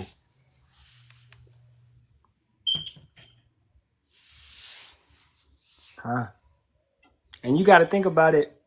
I always like to say this, man, like this is what you do now, like in general, right? It matters for an eternity, forever. Because even though we understand spiritually, right? The rank is already set, okay? From the foundation of the earth, right? But just for individuals to hear this truth and to slack their feet, and not put forth their best effort, it's like, yo, you really don't understand what you've been given an ear to, what you've been brought to. This thing is important. It's more important than anything you've ever been a part of in your life. That's this truth. That's the understanding of the scriptures. And I'm gonna get this. A brother put this in the comments earlier for Isaiah 13:11. "And I will punish the world for their evil and the wicked for their iniquity, and I will cause the arrogance of the proud to cease, and will lay low the haughtiness of the terrible." So it's going back to just justice, man. True justice. We ain't seen no true justice yet. All right? We about to really see it. We about to see Yahweh Ba'ashem Yahweh Shai start talking again in a violent form. He's talking right now to individuals verbally through the prophets, but when you get to getting down, that's when you're gonna be like, damn, I wish I would have listened to him. That's like that person that you fight that you ain't really, you shouldn't have fought him. He was trying to tell you, hey, don't mess with me. It's too late, man. It's too late.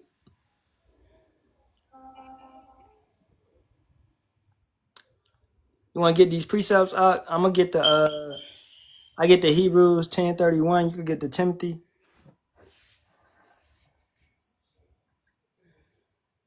Hebrews 10:31, and it reads, "It is a fearful thing to fall into the hands of the living power." Exactly. And that means also fall into his hands on the left hand side, in a sense where he looks at you as to do you harm. You know, you ain't getting up out of that.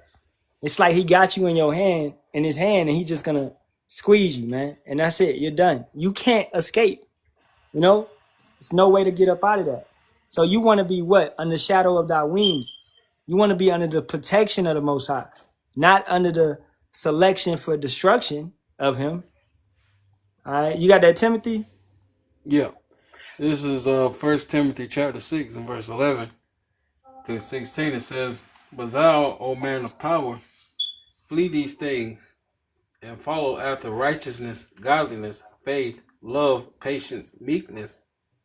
Fight the good fight of faith, lay hold on eternal life, whereunto thou art also called, and hast professed a good profession before many witnesses.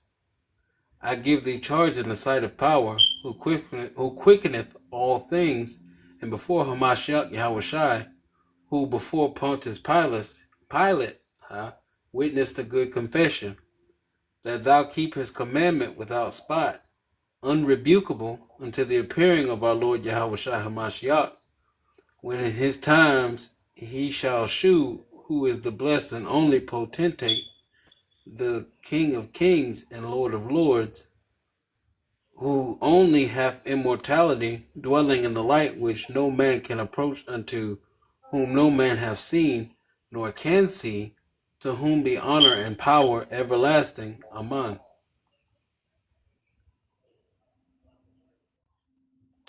You gonna break it down? You can break it down.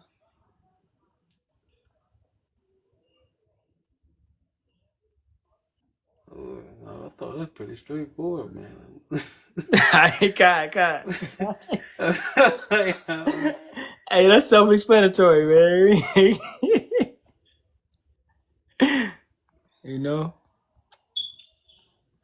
But shoot, man, we'll get a couple more of these precepts, man. We can wrap it up. All right. I know it's, new moon Shabath. Brothers might be eating. All right, so I get that Psalms 50 and 22, and it reads, "Now consider this, ye that forget power, lest I tear you in pieces, and there be none to deliver." Man, it's a precept come to mind where you bet he gonna beat you to powder. You know what I'm saying? For brother know that one. It's just You thinking of Psalms 18 says that, but then there's another one that says, "Who shall not be utterly beaten to yeah, powder at his presence?" that's the one. I think that's I'm gonna go ahead and find it. I'll be right back. Okay, the water. Yeah, so it's understanding the power that you're dealing with, man. It's I did a lesson the other day talking about nothing is impossible for Yahweh Ba'ashem Yahweh Shai. So anything farther than your imagination. You got to think about this. He creates apparitions. These are nightmare creatures. He can allow these things to appear in front of you and terrify you to the point where you unalive just off the sight of them. And this is someone that you want to go against? That's crazy. You have no wisdom. You have no understanding. You got it, bro. Yeah, I found it. It's 2 Ezra 16, and I'm gonna go ahead and pick up at verse. I'm gonna go ahead and pick up at 8. The point is in verse 11 though. It says, "The mighty Yahweh sendeth the plagues, and who is he that can drive them away?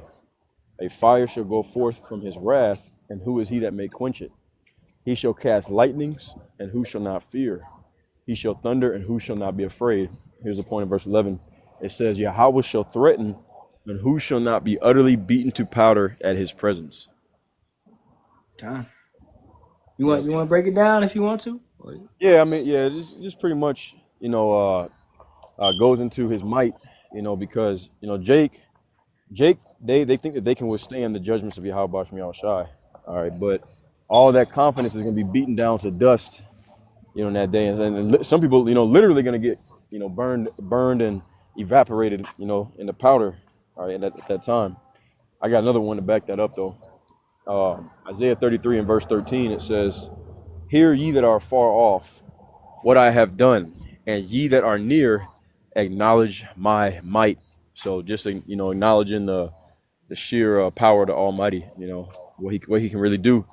Because I'm gonna tell just a quick story. This woman, I was kind of telling her, just throwing nuggets out there. I try not to. Women, for the most part, not all of them, but most of them, the vast majority, are not able to handle even the smallest of nuggets of truth when it comes to the scriptures, because really the wisdom starts off with the men.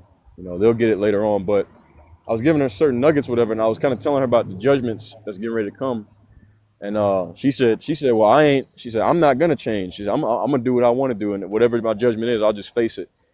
Okay, that's the mindset of a lot of people, and they don't really realize, like I said, like they really believe that they can withstand whatever judgment the Most High gonna bring against them, man.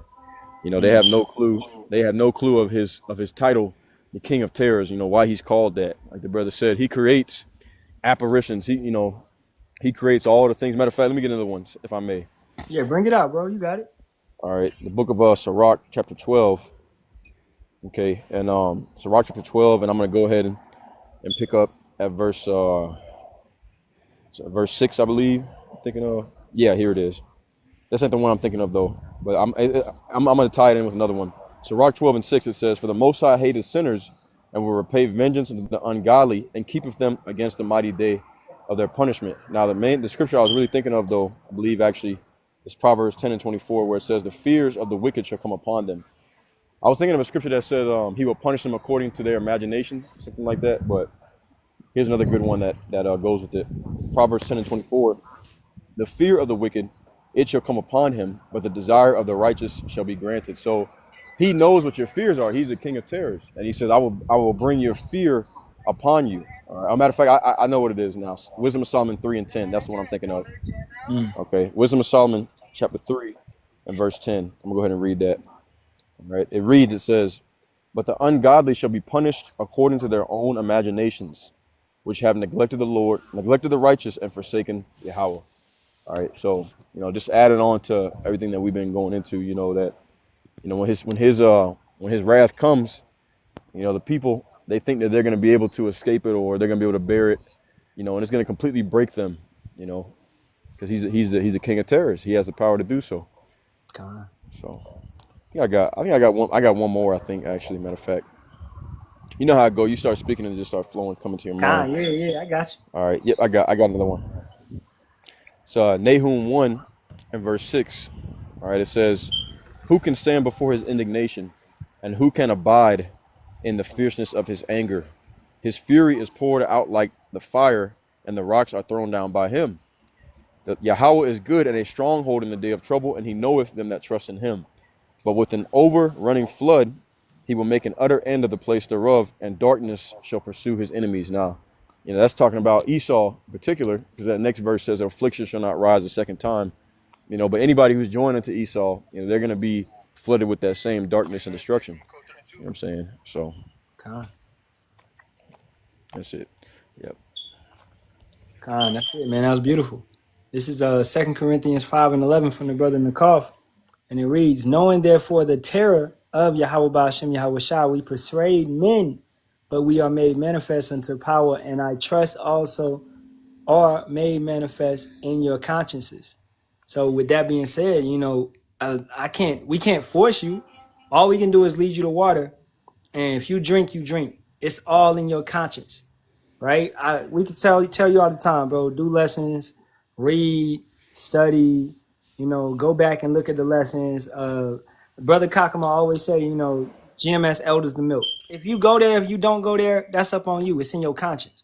You know what I'm saying? So we can tell you GMS Vault, GMS Archives, GMS Elders the Milk, right? GMS Homework. We can tell you where to go. We can give you that. I got the elders pages on my page, on my other page. It's right there for anybody that need it.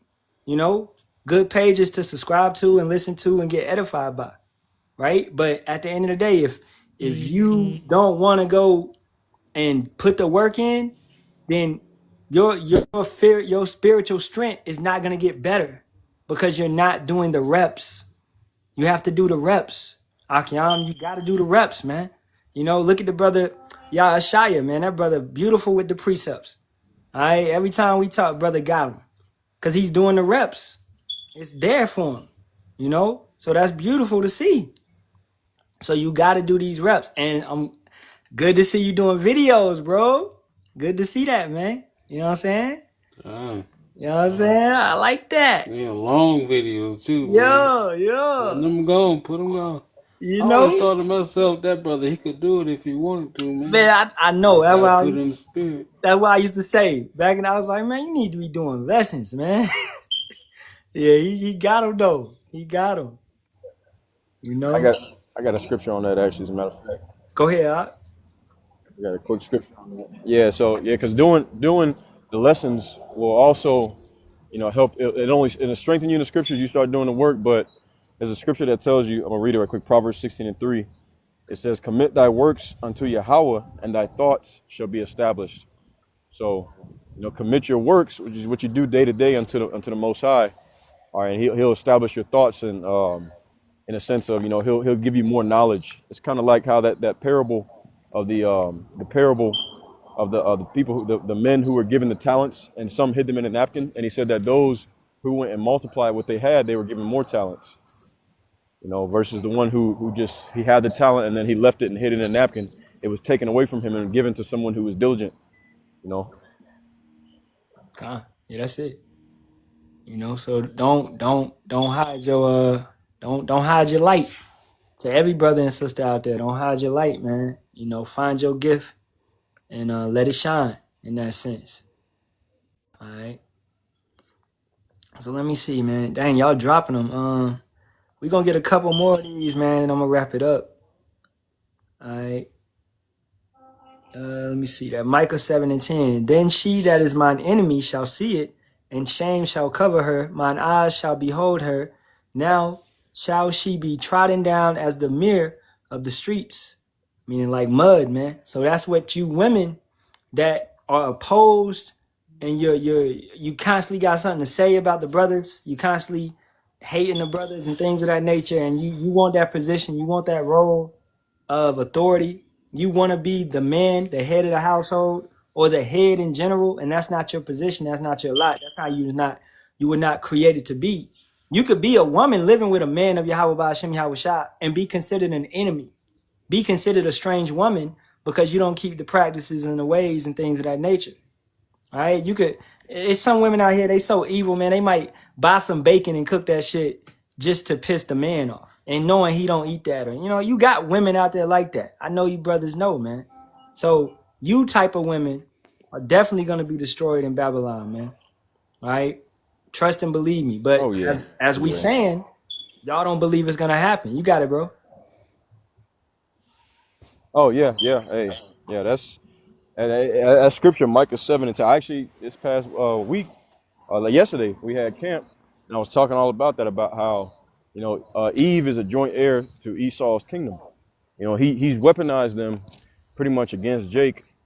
And a lot of them they enjoy it, and they're willing to partake in that because of the benefits that they get in this society. With the Most High, he about to shut all that down, man. All right. Any woman who doesn't get down is going to get laid down. That's pretty much what it is. Yep. And that's going to be the vast majority of women here in Babylon the Great. Very few are going to make it. As the apostles always say, most of our wives and women will come from other parts of the world because these women in America, man, their minds are tainted. Their feminism crap. And really, like a dog that's diseased, they just got to be put down. The vast majority of them. Yeah. But this is Ecclesiastes 7:26. God. It says, "And I find more bitter than death the woman whose heart is snares and nets, and her hands as bands. Whoso pleaseth Yahweh shall escape from her, but the sinner shall be taken by her."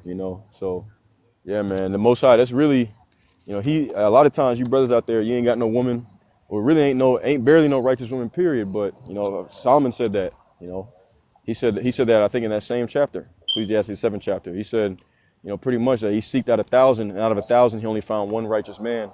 And out of 1,000 women, he found 0. So you brothers out there ain't got no woman, don't even don't even worry about it, you know, because all that's gonna come, you know. But yeah, most of these women in America, they don't mean you no good, and really it's a blessing when they, you know, when they reject it, they ghost or whatever it is, because the Heavenly Father, He sees it and He knows these women can take you out of the truth. They can very easily destroy you if you're not strong in the spirit, you know.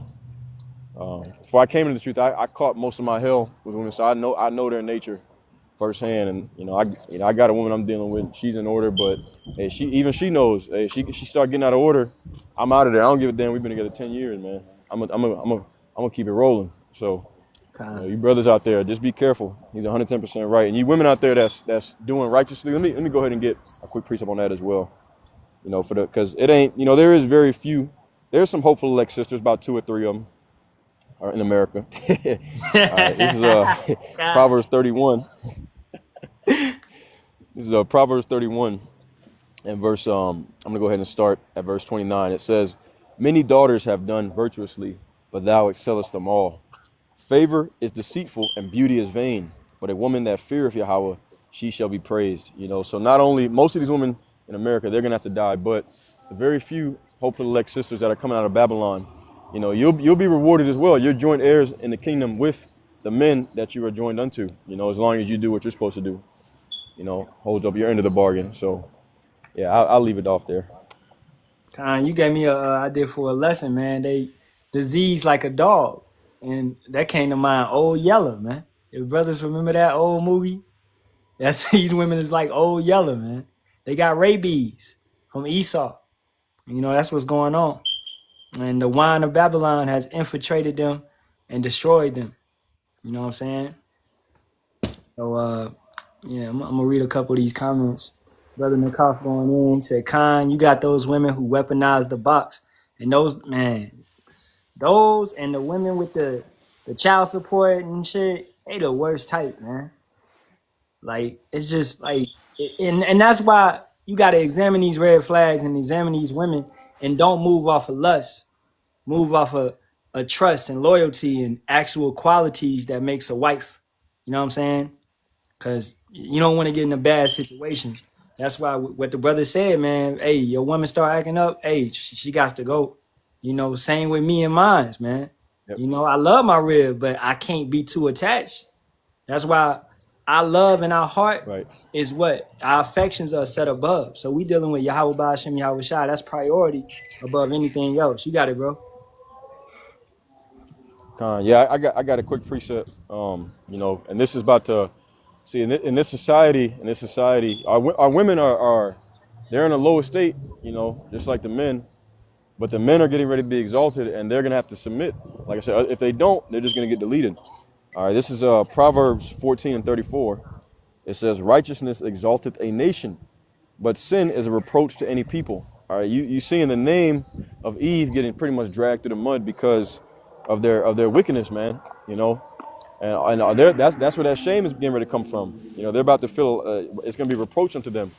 But the men, because they've attained unto righteousness through faith in Yahweh Shai, that are returning back and submitting, all right, they're going to be exalted. And that brings us into that scripture, Isaiah 13 and 12, where it says, Yahweh Bashim Yahshua will make a man more precious than fine gold. You know, so just pretty much adding on, you know, don't even worry about it. You know, these women, they're going to come flooding in, man. All it takes is 24 hours to change the world forever. That's all it takes. You know, one day, you know, some kind of black swan event happens and you know what I'm saying? They start, hey, these women, they have a whole change of mindset. Damn near overnight. They'll be, like the scriptures say, they're going to be, you know, begging. They're not going to give a damn if you got other women or none of that. You know, they ain't going to be talking about no dusty this, 6 figures. None of that shit going to matter in that day, man. Yeah, exactly, man. This is Ecclesiastes 10 and 6. Folly is set in great dignity, and the rich sit in low place. Us being, you know, having this wisdom, which is wealth, we sit in low place. We are despised upon, as the brother said. They call us dusty. They call us bums. They call us whatever it may be. All right. And they're those that dwell in folly, such as all this, just as the brother said, hey, social media and all that, man, this era is going to be, I can't wait for this era to be destroyed because it's nothing but folly. Like I stated, I did a lesson like the other day, and I said a woman can put up a picture and she could be like a 4 or 5, man. But you got all these simps, they going to give her 100 likes automatically. And she thinking that she is a 10. when she is no. She's a negative 10. You understand? So that's folly, man. It's setting great dignity. This social media has hyped you women up to the point of you actually think you're beautiful, man. And that's not it. Right? Somebody want to come up, I'm gonna ask that you come up respectfully or you will be blocked if you have a question or something. But folly is setting great dignity, and then you just look around the world like a Asho Speed or a Casa Net. They are making their living off of folly. You're doing a what do you do? What is the thing? Streamathon, where you stream for 30 days straight. That's no real work, man. It's no real understanding. What are you teaching the people? How to stream, all right, and crack jokes and stuff? It's not real. You're making money off of Hey, streaming. there, You got it, bro. now there's this woman I came across her today. I've seen her before, but I just happened to stumble across her page. Her name is Shira7. That's a straight witch right there, man. I throw up curses on her ass.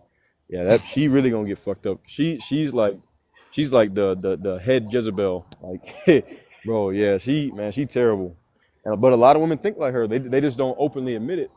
You know what Yeah. I'm saying? But a lot of women have that same mindset, bro. That's why I say this place, that Lake of Fire is gonna be, it's gonna be glorious, man. It has to be because you know the wickedness of this place, is exceeding great. As 2 Ezra 15 says, wickedness has exceedingly polluted the whole earth. So that judgment, hey, people say in the world, they say, if the Most High didn't destroy Babylon, then he would have to apologize to Sodom and Gomorrah. Because this place is a million times worse. You know? Man, you say you found some woman named Ashura 7. Man, I ain't never found no. I don't know who that is, but I just happened to come across a woman, a witch. She said that her date had ran away from her when he had found her like little tools and stuff. And she was like confused because she said all women do that shit. And then I looked in the comment section, it was nothing but woman after woman after woman. Oh yeah, girl, all women do that shit. And then you put the red sauce in the red sauce, and Hell no. cycle stuff in the red sauce and all, and you create dolls using their hairs and stuff and all this other different thing. And I was like, damn, they was That's really some breaking that shit down. Yeah, that's some Georgia, Louisiana, New Orleans type, South type voodoo type shit. I heard about it even before I came to the truth. South Carolina, yeah, they do that mess. That's wicked. Yeah, they do. They do. And I'm from the South, so I seen it. I grew up around it. 'Cause I'm from Georgia, so I seen all that Okay, stuff. And fine. really, what it is that a lot of these women, they don't like accountability. That's really what. Cause see, all that witchcraft shit don't hold you accountable. The Bible holds you accountable though for your actions. That's the reason why. Now, nothing too. We were talking about earlier about telling these women that you. I kind of mentioned like I don't really tell women, which is a scripture that tells you that in Micah the 7th chapter. Keep thy mouth from the woman that lieth in thy bosom. You know what I'm saying? So I don't really tell them much because really a man who actually believes in the Bible is a turnoff for most women. Yeah. Because you're coming with structure, you're coming with order, and not only that, but like when you like and every so-called black man in America can relate to this. All right, when you were growing up in high school, in middle school, the women, the young girls, they like the thugs, the bad boys, the gangsters, and all that, and you'd be like, damn, why do they love these degenerate ass niggas? Mm-hmm. And a lot of times you would try to emulate that because of course you wanted to pull, you wanted to have the women too. So I came to that conclusion. The reason why is because they degenerates themselves. It's just that, we've been fucking emasculated and simplified here in Babylon the Great to where you have what I call the halo effect. You see a woman that looks good, and that's why I read that beauty is vain scripture. You see a woman that looks good, and that don't mean she's a good person. A lot of these women, they're fucking demons in beautiful bodies, man. And if you don't, if you're not aware of that, your ass will be taken. That's why, Proverbs 6 tells you, not to get caught up in her eyelids, So yeah, man, you got to really be careful out here.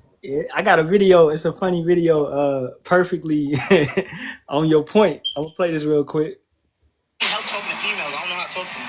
Just be yourself. Be confident. Be kind. Give her a compliment. She'll go. Excuse me, beautiful. Ew, no. Hey, bitch, you want to get on this dick? Let's go. Wow. This is is amazing. This bitch really going for it. Wow, I've been so rude.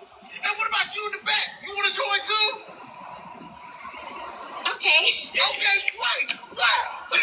Damn. And y'all know that's real though.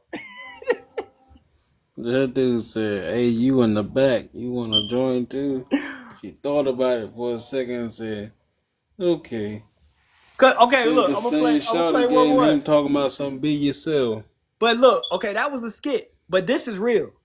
I'll never forget the time that I went on a date with this man. Every time I think we take 2 steps forward, we end up taking 5 steps back in this fucking dating pool. Few discretions advised. And on the date, like long story short, on the date it started raining. All right, Pause it for a second. Now, you would say that this Eve here is conventionally attractive, right? Not me. I know that hair. No. Fake. In general, man, you say this Eve here would be like, oh man, if you saw her on the street, you like, damn, you give yourself a second look, right? Don't lie, man, you would. A lot of men would, actually. Whatever.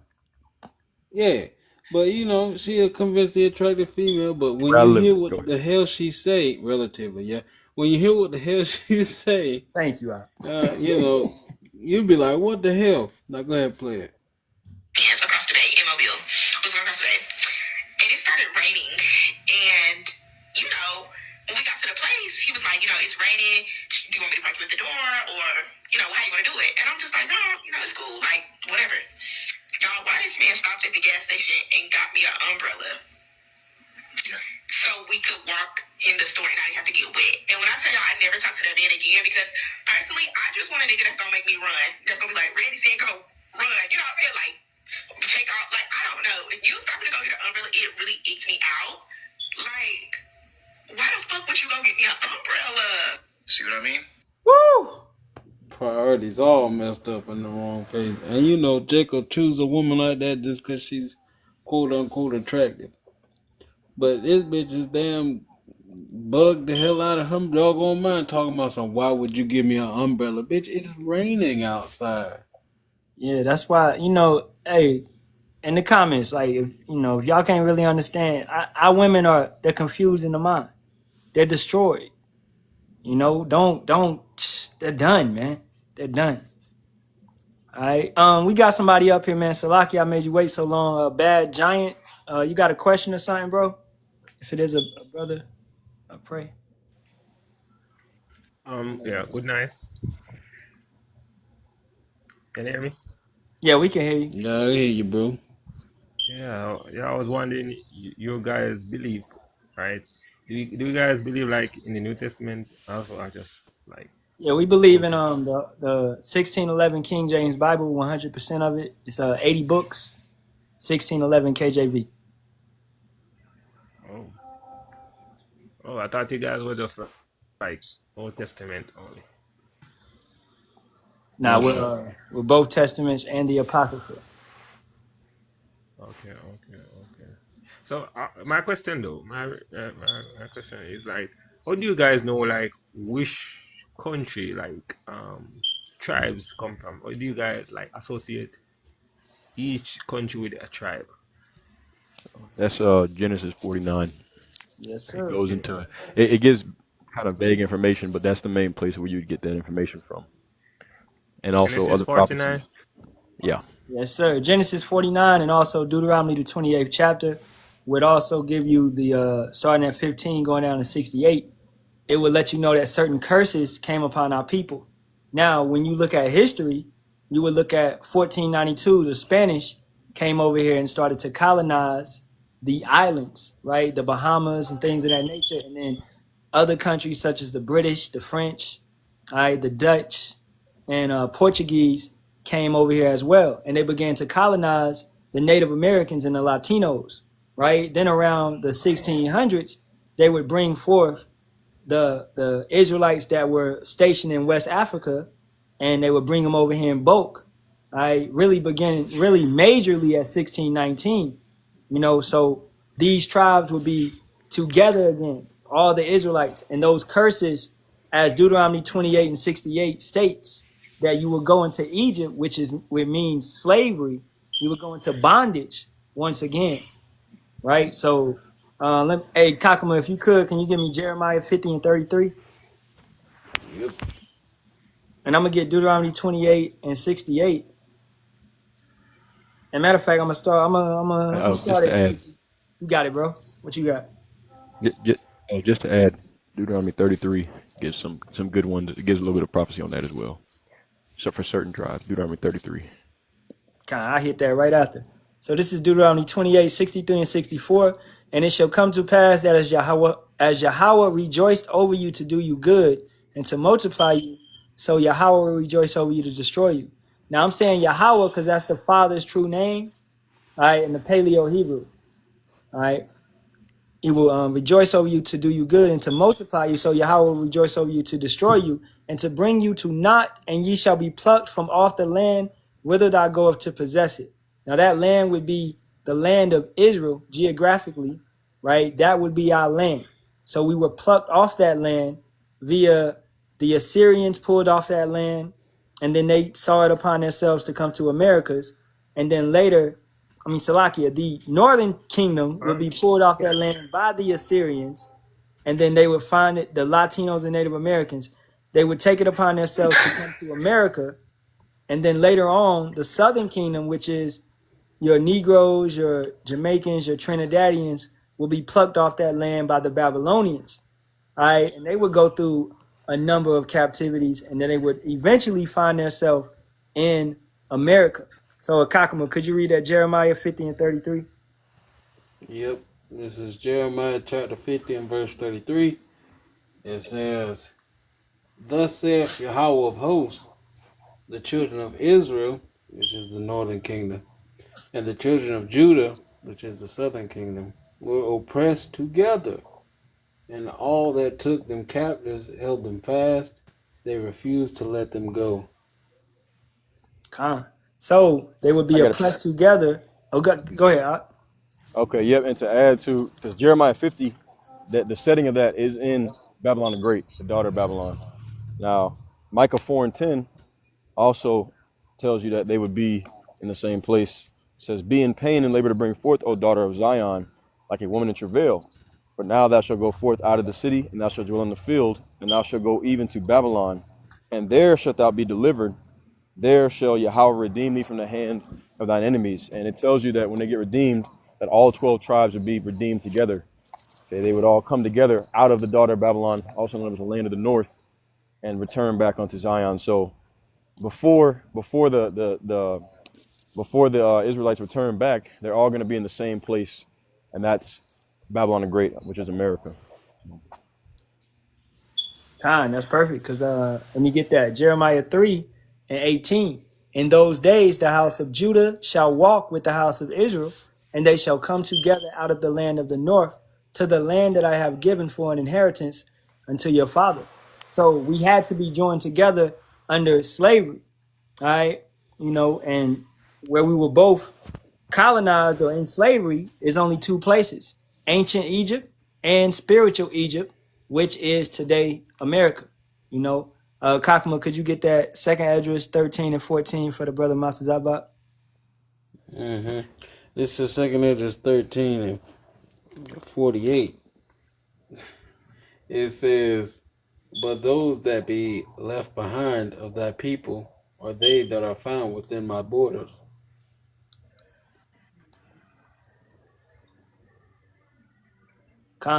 And that would be Judah, the southern kingdom, which was left behind. All right, they were found in the border still. Okay, now I'm gonna keep going. Deuteronomy 28 and 64. Go ahead.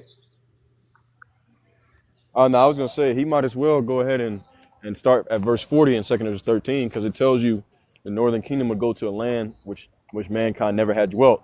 Because I'm guessing that the guy that asked the question, you have a lot of Israelites that will tell you the northern kingdom is over in Africa, which couldn't possibly be true. Okay, why? Because as we brought out, the southern and northern kingdom have to be together, right, at the time. Now, is there Israelites in Africa? 110%, but Yeah. the majority of them will be over here in the Americas, and but like I said, that prophecy, 2 Esdras 13 and 40, tells you the northern kingdom went to a land named Arsareth, where never mankind dwelt. Well, you already had people over in what's called Africa today. That's the land of Ham. You had, Mizraim, Cush, okay, Put. You had different nations that are already over here. So Uh, yeah, I I have just want to add another that in. question, right? I never really got this full understanding, right? Since we're the tribe, right? Israel, right? We're Israelites. Yes. Um, how did we end up in Africa? That's that's that's the part that I never really got any idea. How we end up in Africa. Okay. Have you So ever heard 70 of? AD. Oh, you got it. Okay, yeah. So the Israelites were in Rome, obviously during the time of Yahushua, and 70 AD, which he prophesied of in Luke 21 and 24. That's when they got pushed out. Luke, Okay, they got Luke, pushed out of Luke 21 and 24. He prophesied of 70 AD. That's when you had the Roman Jewish wars from 67 CE to 73 CE. But the year 70 AD, or 70 CE, was the year where they pushed out and attacked Jerusalem, and that's when they fled into what's known of as Africa today. That's how the Israelites got there. And some went to different parts of the world, but a good chunk of them, which at that time only the southern kingdom was there because the northern kingdom had already came over here about 600, 700 years before that under a guy named King of Assyria, Shalmaneser. Right. So I want to read that Micah 4 and 10 again because it actually mentions them fleeing out of the city and going into what's known as Africa. All right, Micah 4 and 10, be in pain and labor to bring forth, O daughter of Zion, like a woman in travail. For now shalt thou go forth out of the city. And that fully happened, you say, in 70 AD. That was the last time that the southern kingdom was really all there together. For now thou shalt go forth out of the city, and thou shalt dwell in the field. And that field is talking about the interiors of Africa. All right, and they kept getting pushed further and further until they ended up in what's known of today as southern Nigeria and southern Benin. All right, and that's where they ended up getting captured by the Hamitic nations, because even though the Jews were both and the Hamitic nations are both dark skinned, we have completely different customs. As the scriptures say, it says, I have made a difference between the Israelite and the Egyptian. So they knew that we were not the same people, and they captured us, rounded us up, and sold us to the Gracians, which is so-called white people. That is spoken of in Joel chapter 3 and verse 6. All right, but in that prophecy that I'm reading, Micah 4 and 10, it tells you, for thou shalt go forth out of the city. It happened in 70 AD, and thou shalt dwell in the field, and thou shalt go even to Babylon. So that's like the full scope of how that happened. All right, they were pushed out of Jerusalem, fled into what's known of as Africa today, and then from there they were captured and put into slavery and sent over to the Americas to be joined with the northern kingdom. Yeah, and you could look that up in the history that over 1 million, Israelites, let's say 1 million Jews fled to Africa. And as the brother stated, they set up also, some call it Negro land, West Africa, where they would set up and rule at for a time period. So in Africa we dwelt and we had searched lands, but all that would take place. So are you getting that? Yep. Also, Bad to add on Giant? to that, Okay, go ahead. I'm listening. I was going to say also, you also had Jews that were, so-called black Jews, which were the original Israelites. You had them over in Spain and Portugal as well, and they were being captured and pushed out of there too. And a lot of them fled into northern Africa and then eventually went down to where he said, what they call Negro land, West Africa, different various parts of West Africa today. So. And then you have some Israelites that would come over here via being the Vikings and Scottish and Irish and things of that nature. Like my people go back to Scotland. We don't really go back to Africa per se, but we still ended up in captivity in the Americas. All right, I'll bring you up. You want to come up, Brother Maltuzabat? So, and also Bad Giant, understanding that we ruled in the what you call the Dark Ages. I don't know if the brother's still in here, but we ruled in the Dark Ages, such as Spain, France, Scotland, Ireland, lands of that nature. We ruled Europe and on into Germany and Russia and stuff of that nature. So we wasn't just in Africa, how they portray us being savages or nothing like that. We had great kingdoms and rulership, such as the Moors, which are Israelites. All right, so we were civilized, you know. Shalom, bro. Yahweh Shem Yahusha. Hey, Shalawam Yasharahla, Salakia. I know my mic is shit. I gotta get a new phone, but hopefully y'all can Nice. hear me. Nah, it sound good. Like you sound good. Okay, yeah. Because I just wanted to add in because you brothers is breaking that down beautifully. But there seems to be some sort of dispensation when you deal with the Southern Kingdom pairing up later on with the Northern Kingdom, and this is where people also get disenchanted when we talk about the 12 tribes sign. And what you have to understand is the prophecy stated that the main captivity will end up in Babylon the Great. But in order for that to happen, in order for that prophecy to play out, they don't understand the history that when you deal with the Northern Kingdom, they were the first ones to be kicked out of the land, going back to Second Kings, the 17th chapter. And so, as the brother Yawasab brought out, that's why I brought out Second Esdras 16 and 48. But when you start a few verses up, it teaches you that the Northern Kingdom set sail first, and then later on, those of the rest of the tribes dealing with the Southern Kingdom, which would have been Judah, Benjamin, and Levi, they were the ones left behind within the borders. That's why when you understand the history, when you deal with the Babylonian Empire, the Medio-Persian Empire, the Greek Empire, and then later the Roman Empire, it was only the Southern Kingdom that was left in those captivities. Now you have remnants of the, I said Northern, it was the Southern captivity. Now you have remnants of the Northern captivity that was still around the Southern captivity. And the proof of that is in Luke, the second chapter, because you had a prophetess by the name of Anna, who was from the tribe of Asher. But the bulk of the 12 tribes, as we always say, would end up in the Western hemisphere, according to prophecy, which is also known as the land of the North, North America. This is why people always say, well, what about the Israelites in Africa? What about them? That's not, the focus is not in Africa. The focus is in America. Now, when you read Isaiah, the 11th chapter, it tells you, yes, you have Israelites that are in different parts of Africa.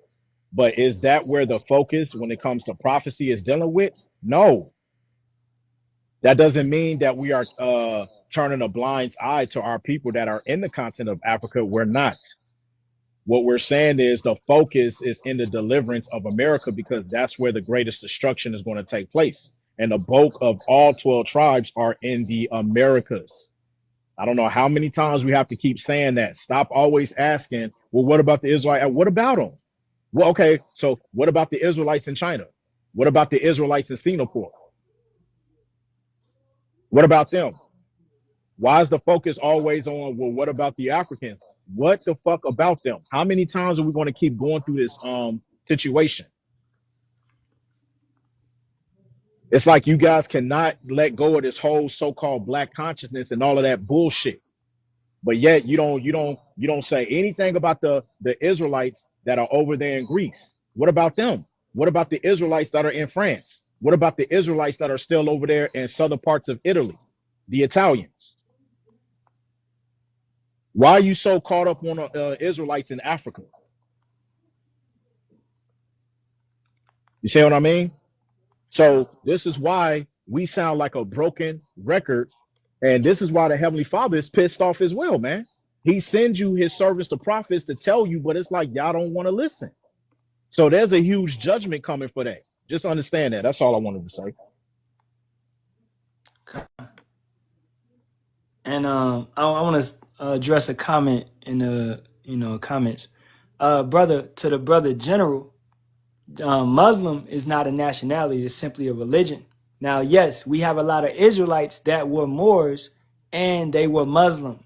Okay, they were going off. They were serving a false god. All right, but they didn't. You cannot change your nationality at the end of the day. Okay, so they just changed their power in a sense. And that's just due to, that's actually the curses, man. Deuteronomy 28, 63, 64. They're worshiping a false god made of wood and stone. So just to back up these brothers, I got precept is Jeremiah 23 and I stood at verse 3. It says, And I will gather the remnant of my flock out of all countries, whither I have driven them, and will bring them again to their folds, and they shall be fruitful and increase. And I will set up shepherds over them which shall feed them, and they shall fear no more, nor be dismayed, neither shall they be lacking, saith Yahweh. Behold, the days come, saith Yahweh, unto David a righteous branch, and a king shall reign and prosper, and shall execute judgment and justice in the earth. In his days Judah shall be saved, and Israel shall dwell safely, and this is the name whereby he shall be called, the Lord our righteousness. Therefore, behold, the days come, saith Yahweh, that they shall no more say, Yahweh liveth, which brought up the children of Israel out of the land of Egypt, but Yahweh liveth, which brought up and which led the seed of the house of Israel out of the north country, that being Babylon the Great, and from all countries whither I have driven them, and they shall dwell in their own land.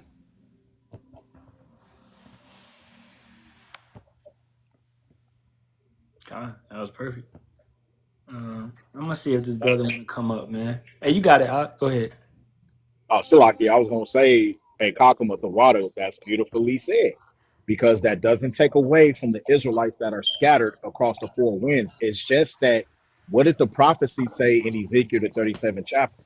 The focus was on the valley of the dry bones. Where is that today?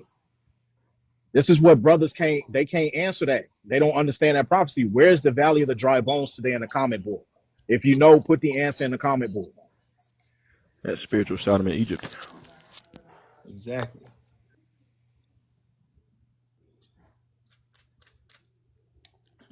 Y'all all should know this, man.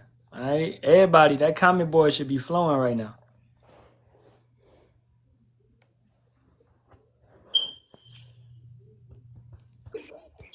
So by process of elimination, furthermore in Ezekiel the 37th chapter, what did Yahweh tell Ezekiel about those Israelites dwelling on the other side of the world in the last days? He said to take a plank of wood and to write on it all of the 12 tribes. Hence why the brother Yeramya every lesson has the sign up there, because it's according to the prophecy in Ezekiel the 37th chapter. The sign didn't say, what about the Israelites in Africa? It just told you it's dealing with the Israelites in the valley of the dry bones, which is the land of the north, America. It don't get no plain in that, man. Go ahead, y'all got it. This will be the last dude we're gonna bring up, but how you doing, brother? General, you got a question on certain situation we was talking about? Yeah, bro. I was just saying there is a group of Jews in Ivory Coast. In fact, they are active here on TikTok. Maybe you can check out their page. And one thing I've noticed is that we've been lied to, by the way, because even the Ivorian Jews, those ones from Ivory Coast, they are not accepted by the imposters, the one who calls themselves the Jews today, who live in the Holy Land. They don't want to accept that they are Jews in Ivory Coast, because they know at the end of the day, the original Jews, they will dismantle their facade, or what can I call them? Because they know that they are imposters. They are not the original ones. In fact, I learned that even the Hebrew that is spoken currently in Israel, it's not Hebrew at all. It's a mixture of some Germanic languages and such. We know all that. It's Yiddish. We understand.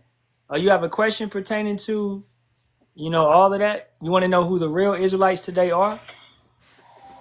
I'm piecing the pieces. The pieces are coming together, You can observe the world and everything. And that's why I say that when those guys from Ivory Coast, they've been practicing Judaism from time immemorial, from a very long time.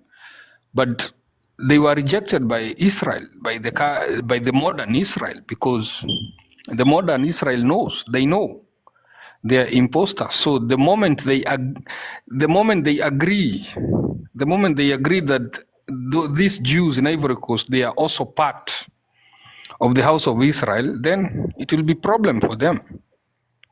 Okay. So, No, go ahead. You got go it. ahead, brother. No, you got it, brother. This is your platform. Salaki. Just this, and you got it after me because I ain't really got too much to say on it.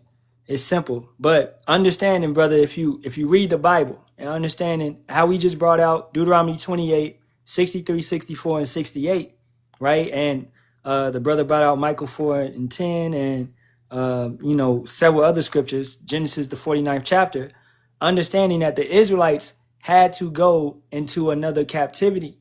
All right, so they had to be joined together, and as we brought out, which we just did, they would be in America today, the so-called Negroes, Latinos, and Native Americans, just due to prophecy that took place, right? So I saw you say about the Ethiopian Jews. Well, you can have anybody that practice. First of all, we don't practice Judaism. Okay, that's not what we do. All right, we keep the scriptures, we keep the laws, commandments, and statutes. Judaism was a thing that was created by, I'm gonna just call them the small hats, the imposters, as you call them, right? So we're not looking for validation from them because they can't validate shit because they don't really have anything. They are Jewish. Ish means to be like something. They are not real. They have an identity crisis.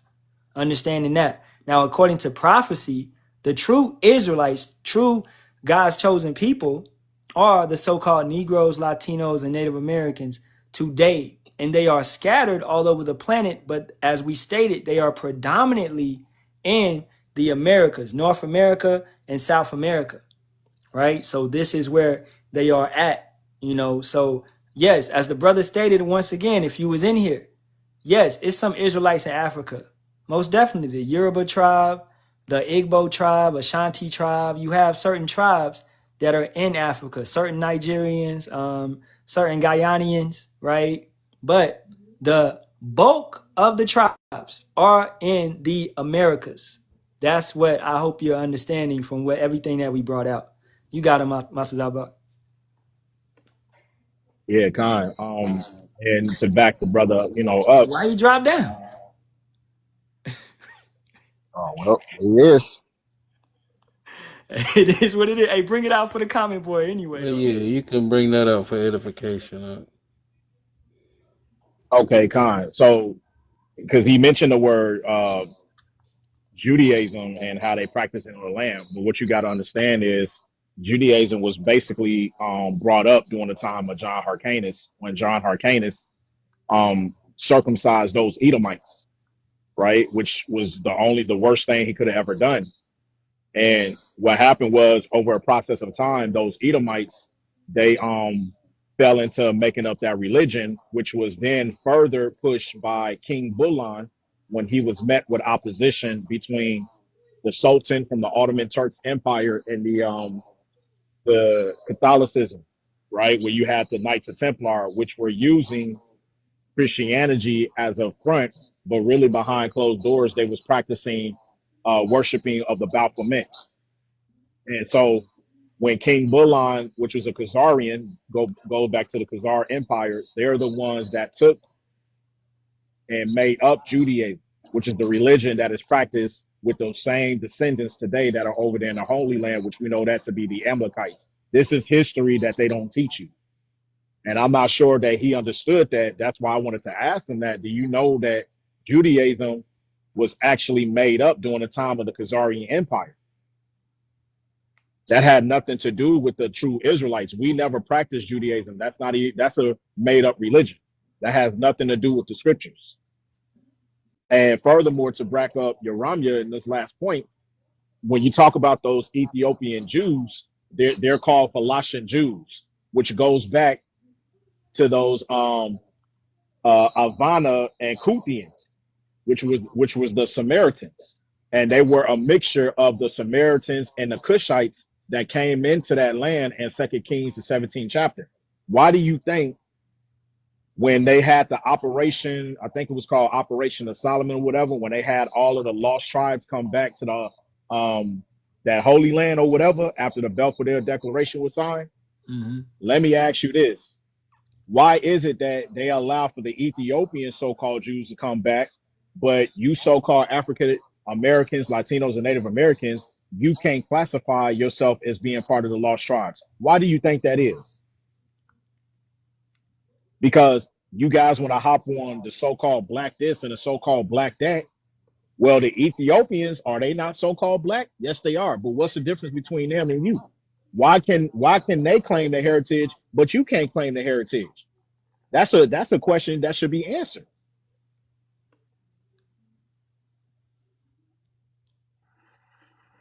And nobody to this day answered. Why do you think the president of Ghana 6 years ago opened up a free visa and free residence for you so-called African Americans to come back to Ghana? Because he knows you're the Israelites. Does anybody remember that? That was 6 years ago. Yes. President of Ghana offered free residential status in Ghana for so-called African Americans to go back. Why do you think he did that?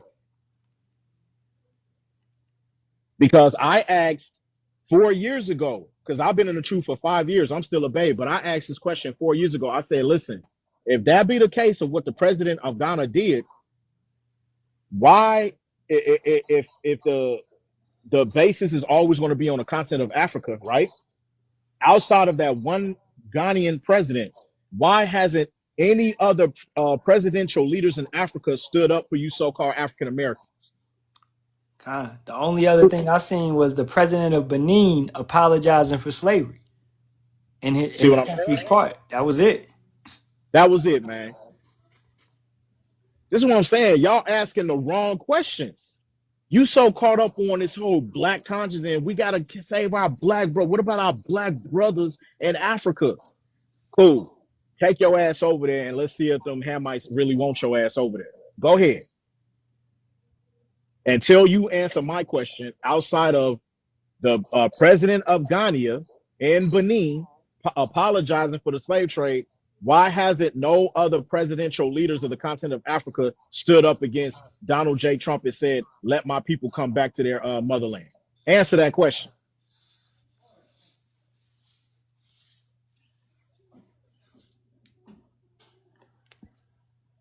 You see what I'm saying? That's why the Lord said, our people are destroyed for lack of knowledge, man. The ox knoweth his owner, but my people do not consider. That's why the Lord gonna take y'all. Hey, I'm telling you, man. 2/3, 66.6%. That's a lot of people. That's a hell of a lot of people that's gonna be unalive. Yeah, billions. I believe billions. Shoot.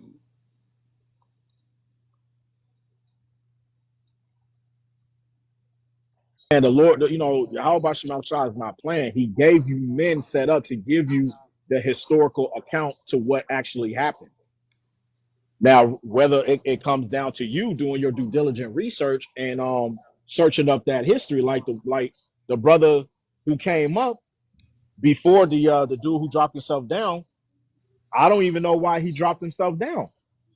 I don't either. You know what I'm saying? You asked about, well, I'm just confused on how, the Israelite got into Africa.